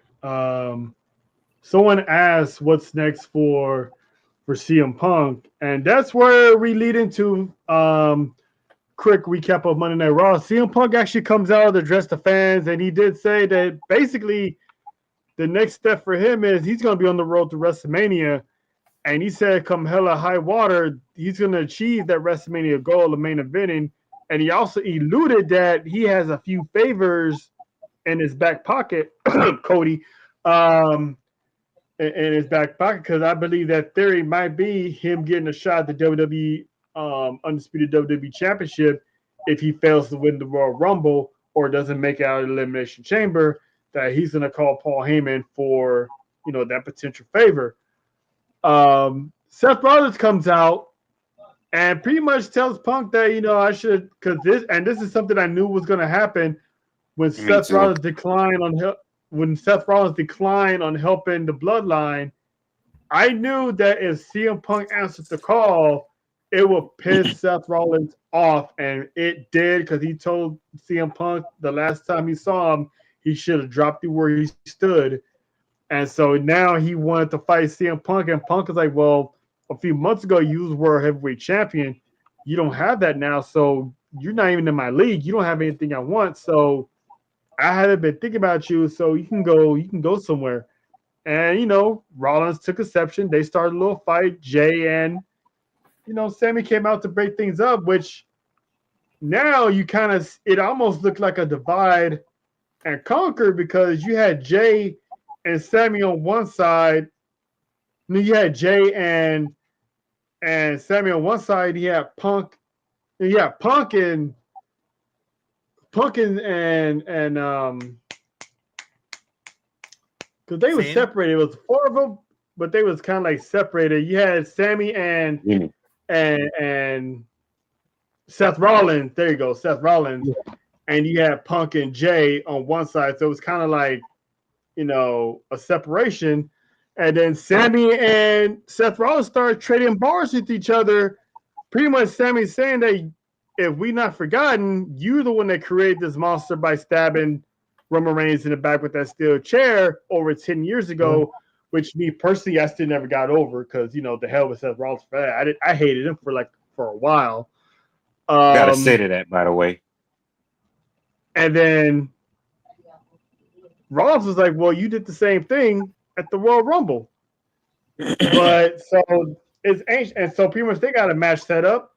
And then fast forward to that, Jey Uso gets beaten up. And it turns out, it turned out to be, Drew McIntyre making his return after he jumped Sammy when Sammy lost to Seth Rollins, because, Seth Rollins played on Sammy's heartstrings a little bit when he had the chair, turned around, got the roll-up, got the pin. So now we got Drew McIntyre back in the mix, who lost his Hell in a Cell match with CM Punk, still has unfinished business with Sami Zayn, still has unfinished business with Seth Rollins, and now he also has unfinished business with Jey Uso. So I'm thinking this is just going to be a build towards the Royal Rumble, in my opinion. So I'm actually looking forward to seeing how this plays out.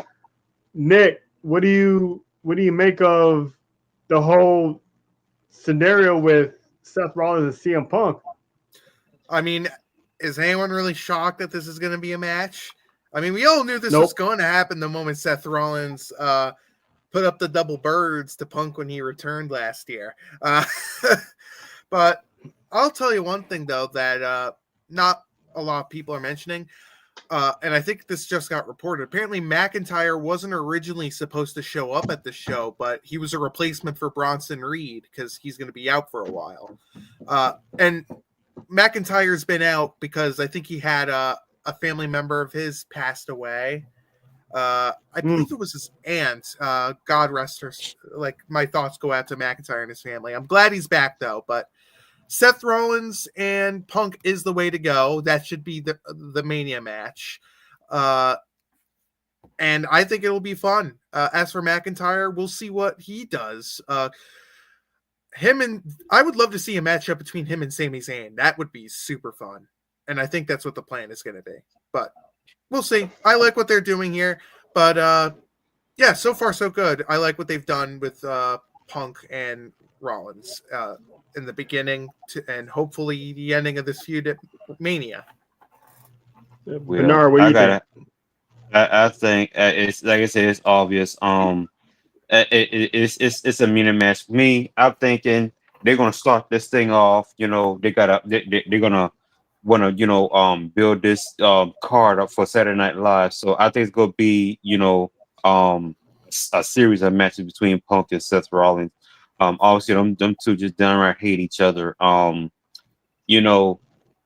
But the save to the Roman situation, like when he said how Seth Rollins made Roman Reigns a monster, he did, but it wasn't solely on Seth. It been many things play a part. Roman Reigns was supposed to battle Goldberg at WrestleMania for the Universal Heavyweight Championship. Then he battled leukemia. Then COVID was hitting. So all that had played a part into Roman becoming what he become. I'm looking at the long-term storytelling, the long-term feuding to where all this is building up to go to get back at Roman, which leads to the three-headed monsters. You got Kevin Owens, Seth Rollins, and Drew McIntyre. I have a feeling they're going to team up. They're going to become a faction, and they're going to take down Roman themselves, or at least try to, by the way. But all this is bad. Now, I did agree. With it. The crazy thing about it is, it's like all three of those men. They're not wrong. Picture it. You getting your ass whooped by this dude and his family members and all, and his big final boss cousin, The Rock, and all. Like, they've been going at it for 4 or 5 years. And it's like, what pisses Seth Rollins them the most is like they forgive Roman like nothing has ever happened. That's what pisses Seth off the most, and Drew McIntyre the most, and Kevin Owens. Because like for 4 years, it's like basically you kissing this man ass and say, all right, yeah, you've been giving us head and whooping our ass for 4 or 5 years. And you know what? It's like you're a good guy. Get all bygones, be bygones. No, it's like y'all need to let Roman Reigns work towards that forgiveness, because otherwise, he's gonna they're fearing that he's gonna come back and thinking like, okay, everything is all well and fine. So if I get the chance again, I just stab them in the back and whoop their ass again, like nothing ever happened. And it's like that's what Seth Rollins is pissed off about now. Rollins and Punk themselves. It was writing was on the wall. This thing goes way back, I guess back in in the indie days with Punk and Rollins. I don't know what actually happened, but like I said, this could be a serious matches. First, I think if it's official, they're gonna set it for one Saturday Night Live. Whoever get go at it, then it's gonna go to the Royal Rumble or inside the Royal Rumble, and then that's when I think they're gonna end the trilogy story between them two at WrestleMania. So I got that prediction. But as far as that concerned, man, I just can't wait to see where it all plays out. But eventually, all this is gonna come right back to Roman's footsteps. Mm-hmm. You read what you sow, basically. Yeah. And I do see in the future a heel turn for Rollins, and he will, him and McIntyre will put aside their differences, because at the end of the day, the common denominator was they both hated CM Punk, and they both despised Roman Reigns. So you add Kevin Owens to the mix, I can see a group like that, challenging Roman Reigns. But it's like the Avengers had assembled at War Games, and just like the end of the Avengers Endgame, everybody went their separate way. So right now SmackDown, it's just gonna be for now Roman and Jimmy, And depending on the severity of Jimmy's toe injury, if he can still go or not, it might just be Roman and Paul. So it's like now, because obviously Jay's going to stay on Raw, Sami Zayn's on Raw, McIntyre's on Raw, Punk is on Raw, and Rollins. So they're all going to have their little thing going on over there. Where does that leave Roman? Because the Solo's bloodline ain't just going to go away because they took an L. So I'm anxious to see what's going to happen then. Are they going to bring in? Could they bring in more people? It remains to be seen on that one. And so that pretty much sums it up. What basically the big news coming out of Monday Night Raw anyway, outside of what about the New Day stuff? Oh yeah, that was crazy. Yeah. I like how Triple H. He had it, and then he's like, you know what? I'm going to do you even better. Because I thought for sure Xavier was the one that's going to turn heel. But then after him and Kofi had that fight, when they was pretty much bringing the Warhammer on each other on their failed opportunities, I thought, well, maybe Kofi might be the one to turn heel. Turns out it was both of them. To have it set up where they both turned heel, I 100% thought that they was gonna jump Big E and put a chair around his neck and further break his neck, quote unquote, to hype up that his possible impending return that's rumored to be coming sooner than later. That he actually might get medically cleared because he never did. I forgot he never did get surgery. So he pretty much was recuperating this whole time without going under the knife. So he could come back at the Royal Rumble. That'd be a big surprise. A surprise return for the big man. Yeah, I do wonder, what if Odyssey Jones wasn't an idiot and he was still a part of the New Day faction? Because remember, they tried replacing Big E with Odyssey Jones. They had something there until it was revealed that Odyssey Jones is a piece of work. Domestic violence, yeah. Yes. I wonder what would have happened if he was involved. I thought for sure Xavier Woods was turning heel. I thought at that point he was going to turn heel, and he may or may not have Odyssey Jones in on it. So I thought for sure Xavier was going to turn heel and Kofi was going to be on his own. So I still had Xavier turning heel in the first place for the simple fact of his jealousy for Odyssey Jones and the fact that Kofi never, told him about Odyssey Jones, and it kind of threw him off, and then the whole replacing Big E type of thing. So I still had that. And to agree with Marks with Mike's, when they dropped that line of, oh, Stone Cold Steve Austin broke his neck, he came back. Kurt Angle broke his neck, he came back. I was like, wow, they are just dropping the kitchen sink and the hammer at him. And it's like, I'm looking at this and I'm texting John. I'm like, oh, this is good. This is like, this is too good. We were talking in the group chat. I'm like, wow, didn't expect that. Yeah. Dude, that was a swerve there. The emotions I had on that segment reminded me of the night that Roman Reigns announced his cancer came back, and that's when Dean Ambrose beat the shit out of Seth Rollins after they regained the tag team titles. Oh, I remember that. And then they ruined that whole storyline because they botched that up by bringing them back together. They made Dean Ambrose into a germaphobe. They made Dean Ambrose into a germaphobe, and that basically meant he wanted out. And now Dean Ambrose turned into Jon Moxley, who's one of my favorite parts of AEW at the moment. Yeah, we kind of got the seeds of Jon Moxley when he was dressed up as Bane with the mask and the shoes and stuff. But yeah, that New Day, that was, I would say Triple H, he did it again, and that segment was a chef's kiss on that one. John, I'm gonna get your thoughts, and then Bernard, give your thoughts as well. John, what do you think?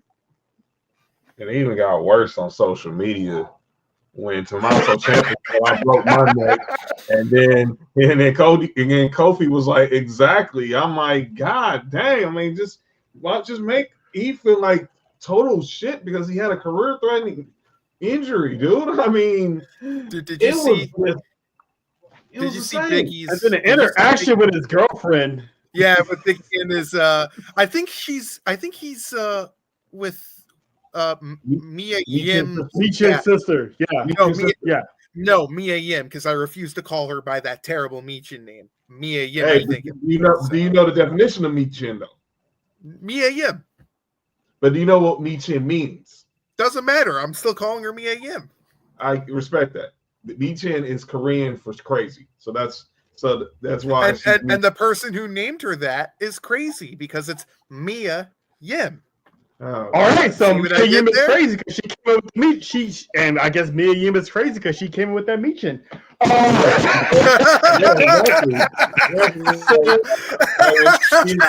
Mama call her Michin. Mama call her Michin. I'm gonna call her Michin. You know what I'm saying? Mama call her Michin. I'm gonna call her Michin. Keep in mind she's half black, half Korean, so that's a whole bunch of crazy right there. The point is, Biggie's got a real one because she went after Xavier Woods. Yeah, it's so funny. He hadn't heard a Burger King reference to WWE since Jerry the King Lawler, so he went off. But yeah, this was just, man. When I saw him, I was like, man, they're gonna do it. They're gonna come back. He's gonna be his manager. And then when Wood started, I was like, okay, here it goes. And then Kofi jumped in. I was like, no effing way. And then I'm looking like, dog, this is really happening? Both of these dudes just turned heel. And it was a stroke of genius by creative.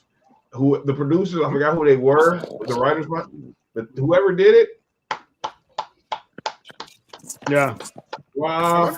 Yeah. I wonder if it was Bobby Roode, because Bobby Roode has been doing a phenomenal job as a producer. Roode's been killing it. I forgot the names, but I seen them yesterday. But it was two people behind it, but they killed it.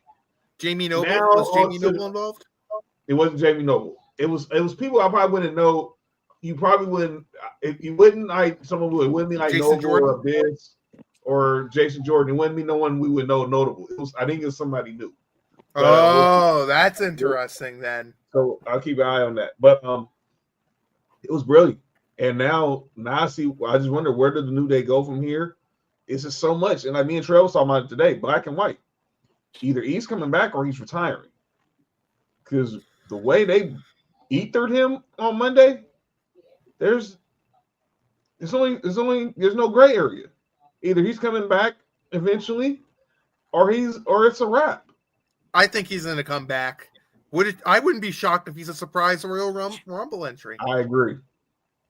Yeah, because Kofi, and I can see now Kofi and Xavier, they're in the Rumble. They're taking turns eliminating people, and they're all happy. And then next thing you hear is, you want to go big? Then do that. Then it's gonna be like an Edge-like pop when he comes back. Yes. It's gonna be a beautiful thing, man. It's gonna be a beautiful thing. Dude, Marks with Mikes, dude. That is the funniest comment I've read of the day so far. It's the booger sugar. But he got injured. Kofi and Woods are like Otis and Blue. Dang, I didn't expect a Temptations reference on Sports4U Wrestling tonight, but god dang, shout out to J2, whoever's running the Marks with Mike's account tonight. They're killing.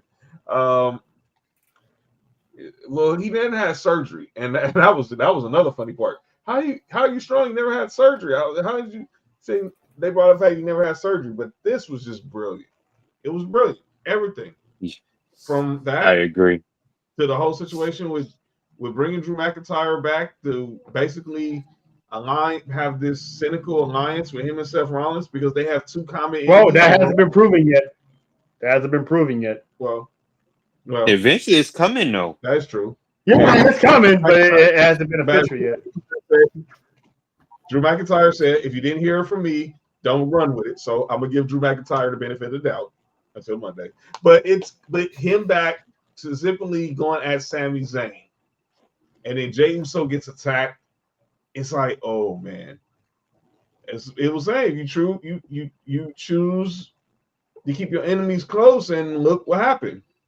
And now you then probably drew another enemy. We assume that Drew McIntyre he has blood in his eyes whenever he hears or sees the name CM Punk. So we'll see what happens. But as far as Raw overall, it was a good follow-up show.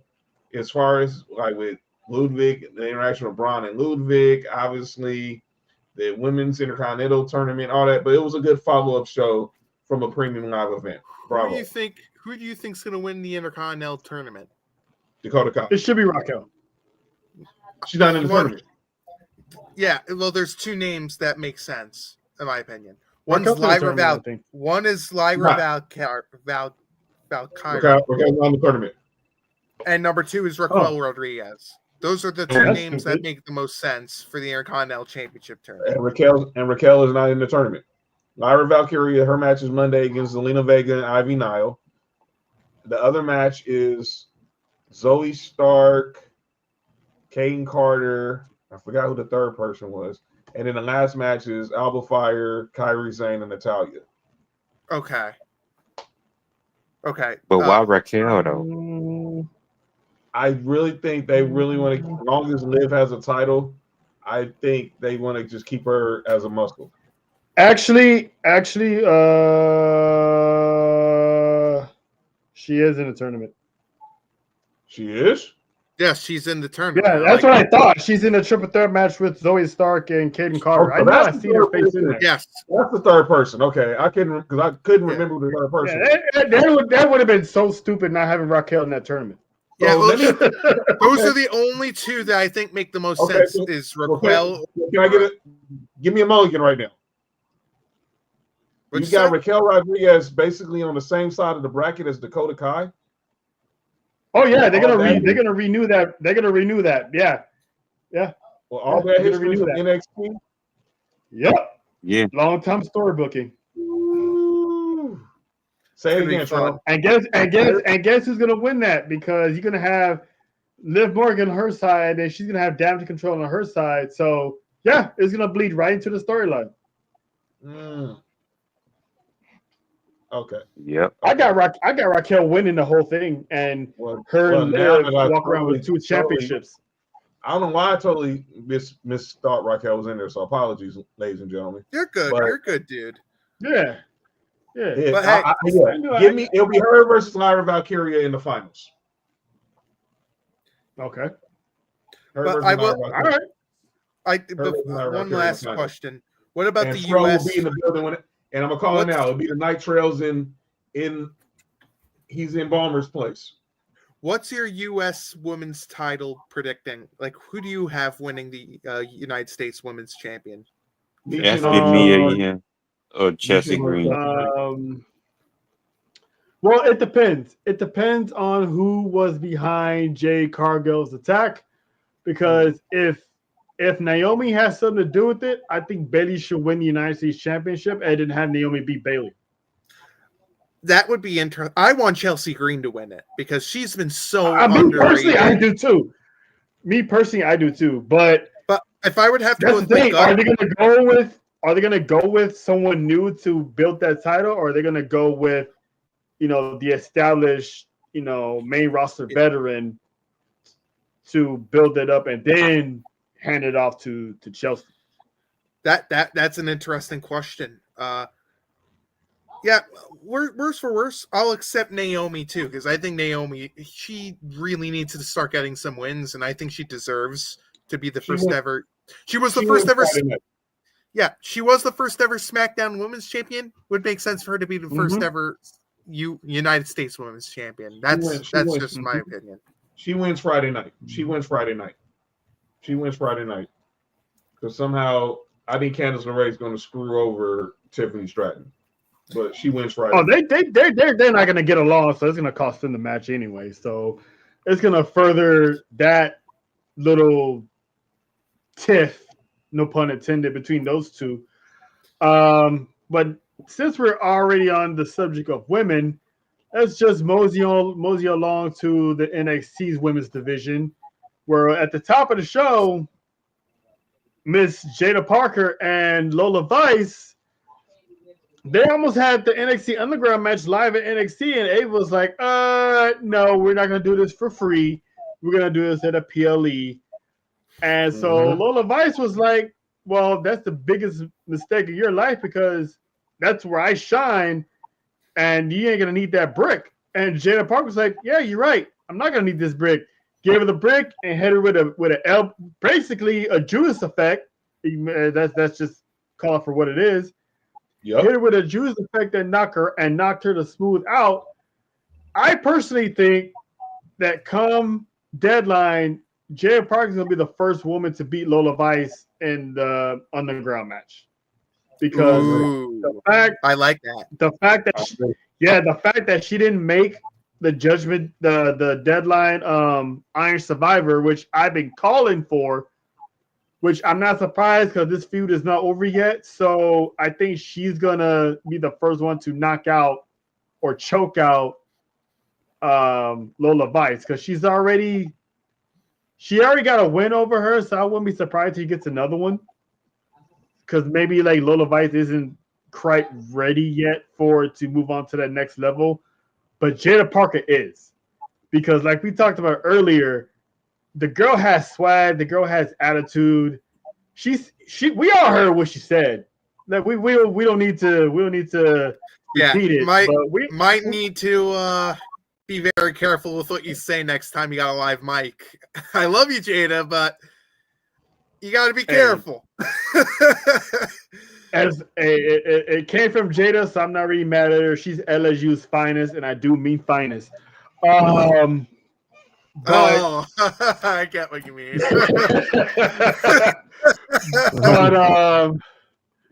yeah, I'm an LSU fan too, so that's another thing. But the woman is fine.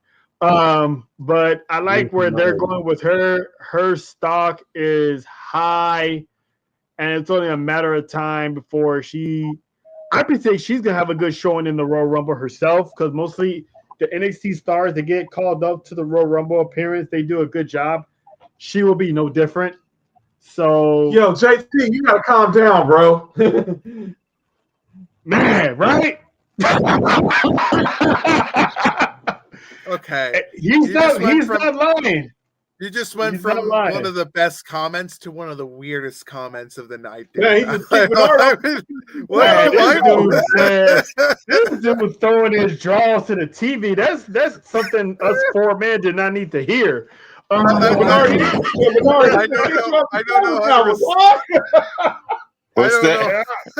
to respond to that. Oh God.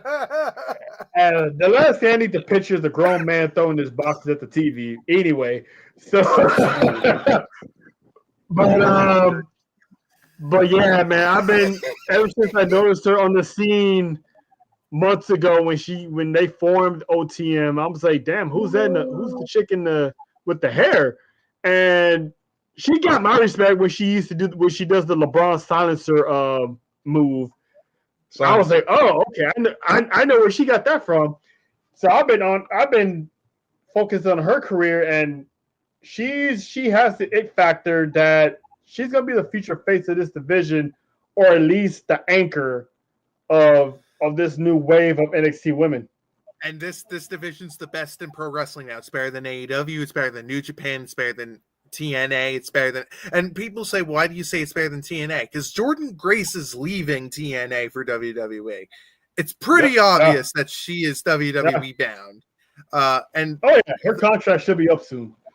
Yeah, absolutely. I think she's gonna be full time when she debuts at the Royal Rumble again. And I don't think she'll be on the main roster, but I think she'll be on NXT for a little bit. Oh, but she's going to the main roster from what I heard. She's main roster bound. Triple H did Shawn Michaels a solid by having her first, but the end goal will be her on that main roster. You think Jonathan Gresham joins WWE soon too? Nah. Stay where you at? Nah. Where you at? Stay where you at, bro. Not right now. Not anytime soon. No, I don't. They got the moneymaker of that relationship. They got the juggernaut. So, back to Mike. But if she does, makes her return and becomes her star power, Jordan Grace's, is so high that I think she can actually pull an AJ Styles and bypass NXT. Yeah. Like I don't think has she really done that though, because she's kind of appeared on NXT. I don't think AJ Styles appeared in NXT. No, he bypassed it. Vince put him automatically to the main roster. Yeah, which AJ Styles himself admits. AJ Styles himself admits that was a big mistake because he should have went into NXT. And well, there's also I think Gallows and Anderson. Didn't they bypass NXT the first time? Yeah, they did. Yeah. Where the hell have they showed up like a month or two after AJ did. Yeah. Where the hell are Luke Gallows and Carl Anderson? Like, are they still employed with WWE? Anderson had surgery. He's on the shelf right now. Oh, that's it. Okay, I did not know he had surgery. Now I know. So and I learned you're not gonna have big Luke Gallows floundering around like Festus all over again by himself. Ever since AJ Styles went down with injury, that sucks for him. Yeah, that one was sad. I had to double check to make sure that wasn't a work. I'm like, damn, get injured. Oh, I knew it wasn't a work.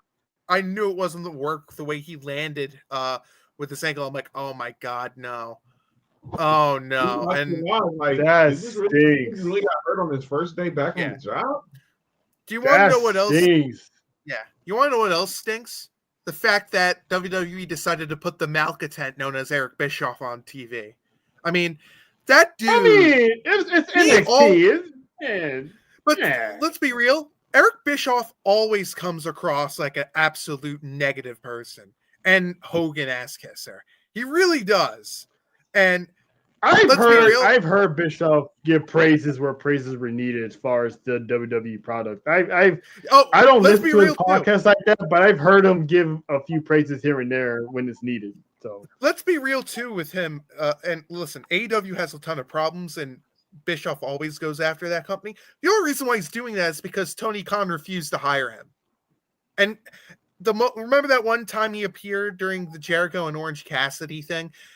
He apparently asked for a job for there, and ever since that didn't happen, he started trashing AEW. Even when AEW was at its peak. I mean, he wasn't wrong. I mean, he's not wrong. Here's the thing about that: when AEW was at its peak, they were doing the same thing that they're doing now. It just we never caught it because WWE was so bad. And Vince McMahon was still there. Now that the McMahon's name and Vince himself is gone. That was the beginning of the end for AEW. And I love AEW. I think they'll have plenty of years to come. By the way, this Ryan Nemeth stuff that's coming out with him does not paint AEW in a good light at all. I don't want to hear anything about that. That was trash. Oh, when I heard the stuff that he told and everything like that, I'm like, oh my god, that's not good. And let's be real, nobody comes off well in that situation. Nobody. Nobody. AEW is not well structured at all. I love Tony Khan. And I love Tony Khan. I respect the dude. I mean, yes, he hasn't put up the best product, but the man himself is one of the most respectable people ever. And maybe I'm saying this because he's a nice guy. And maybe I'm saying this because the Jaguars are my second favorite team, and I love the Khan family because they own the Jaguars. The Jets are my number one team, and I want to get through that. Even more sorry for you. I don't. You want to know another crazy fact about me? I'm also a Charlotte Hornets fan for basketball. So oh my god, the glory days of the Hornets weren't bad with Zoe and Larry Johnson in them. Yeah, and Del Curry. Yeah. With Del Curry, but obviously now with. That's another conversation. Please, Del, please. And I'm getting off topic here. Please beg Steph to come here. Even though Steph Curry admitted, like, if there's any other team he'd join the Charlotte Hornets. He said that like 5 years ago. So holding out hope. But AEW is in deep trouble with this Ryan Nemeth stuff. Yeah. I don't think this is the end. I think there'll be more that comes out of this. And whatever's going on with you see what's going on with Ray Phoenix, the stuff that's going on with Ray Phoenix, his contract, adding more on it, just keeping him at home. And then Ricky Starks was supposed to be at Hog Wrestling, and they pulled him because a certain other podcaster who has big opinions on AEW, they're at odds with that guy, and that guy works for Hogger Wrestling, so they pulled that because of him. It's that company is very petty right now, and it's like, well, you have TNA pretty much on their way to surpassing AEW. They're already booking bigger venues because me and John just found out that TNA is going to have an event over here in Southern California, and they've never been to California.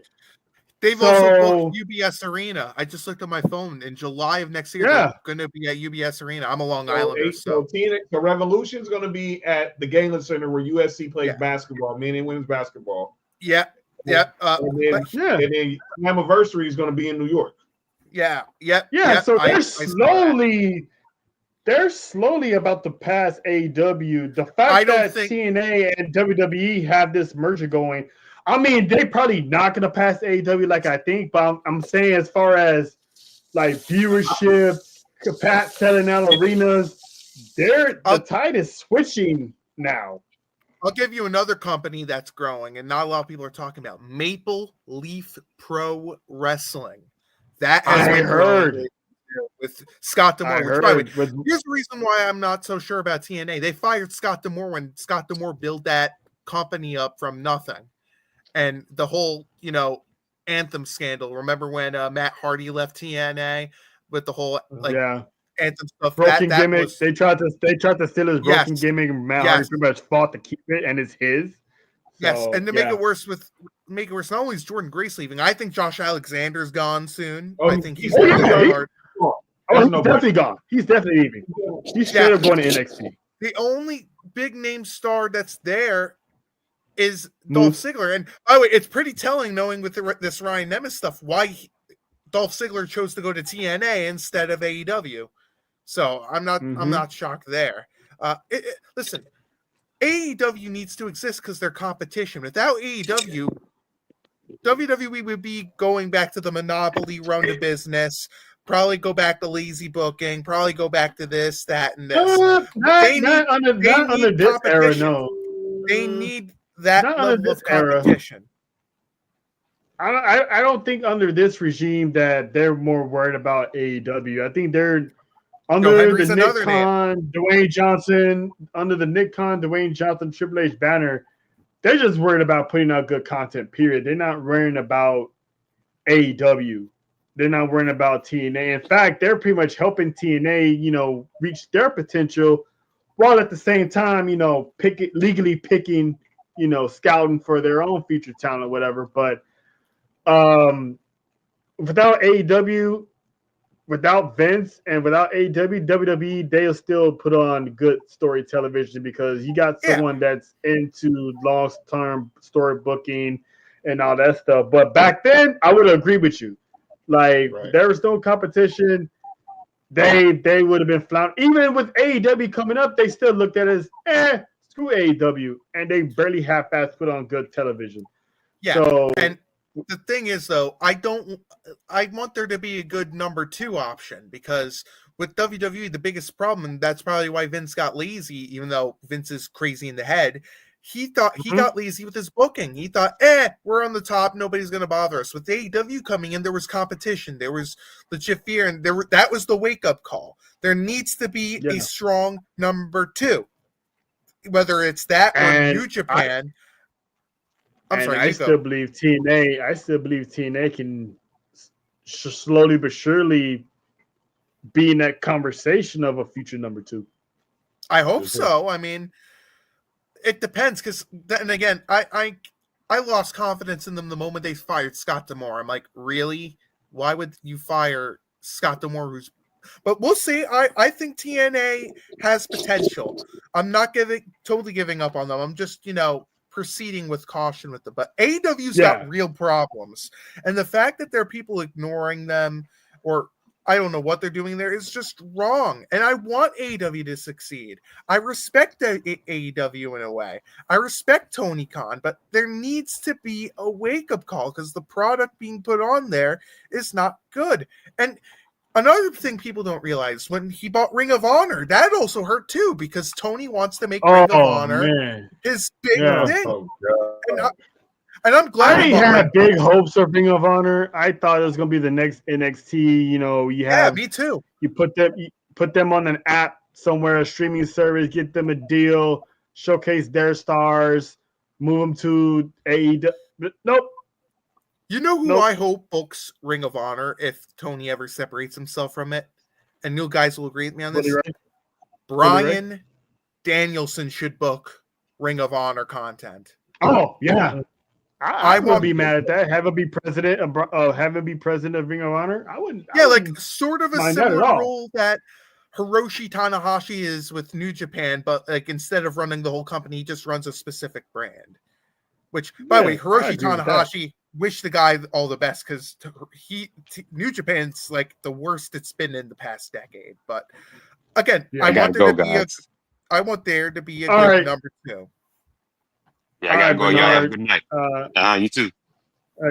You too, man. Bernard, on that note, we're actually gonna wrap this up ourselves and get up out of here. So what we like to do, Nick, is end it with a certain segment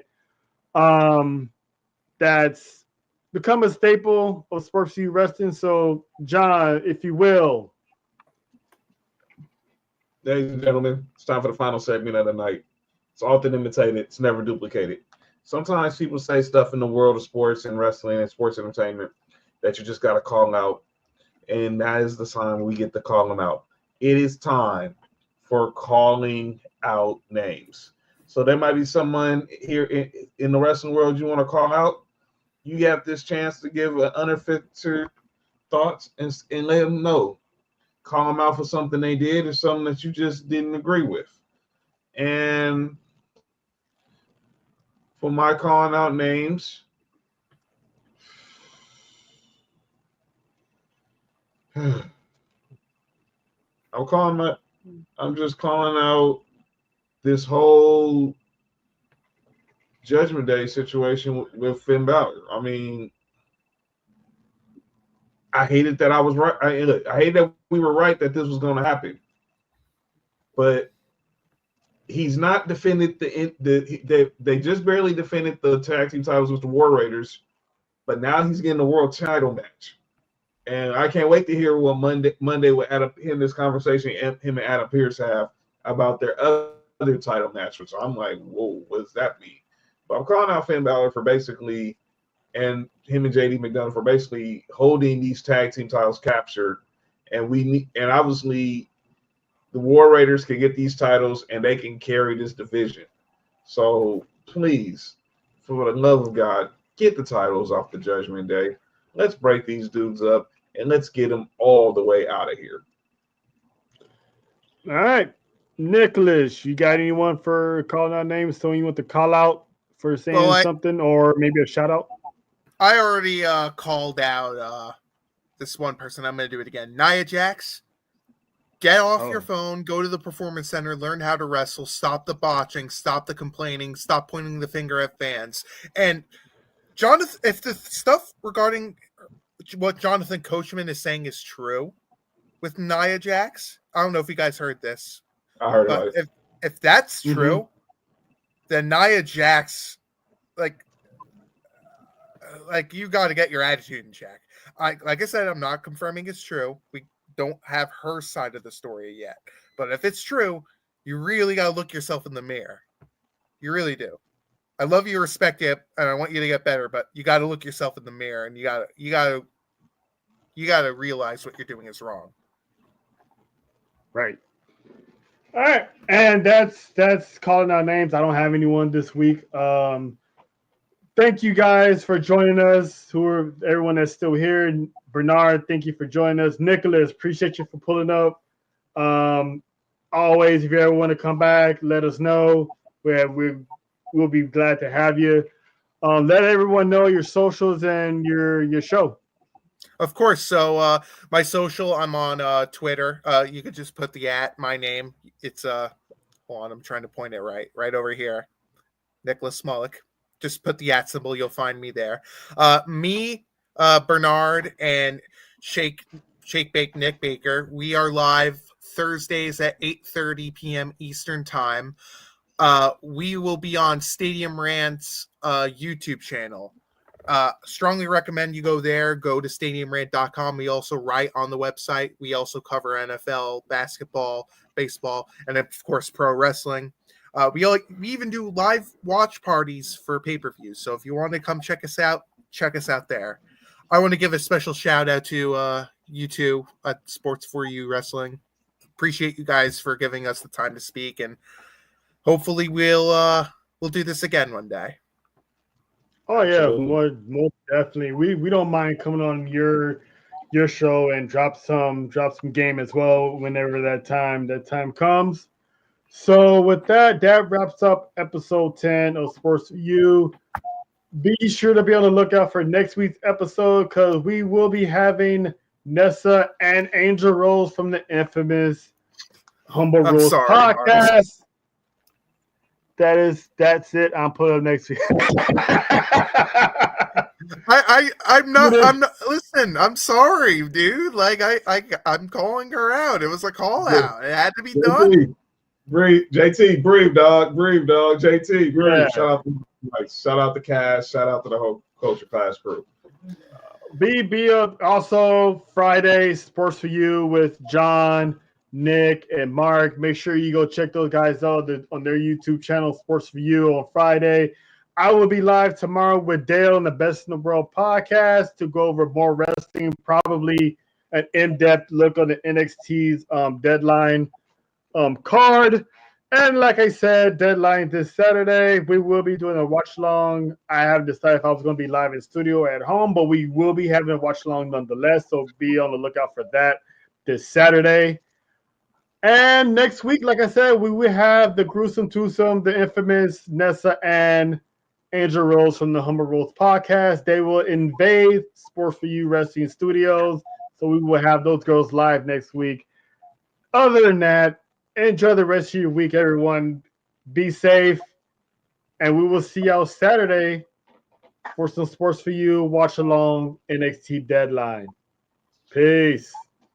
Yeah, have a good night, everybody.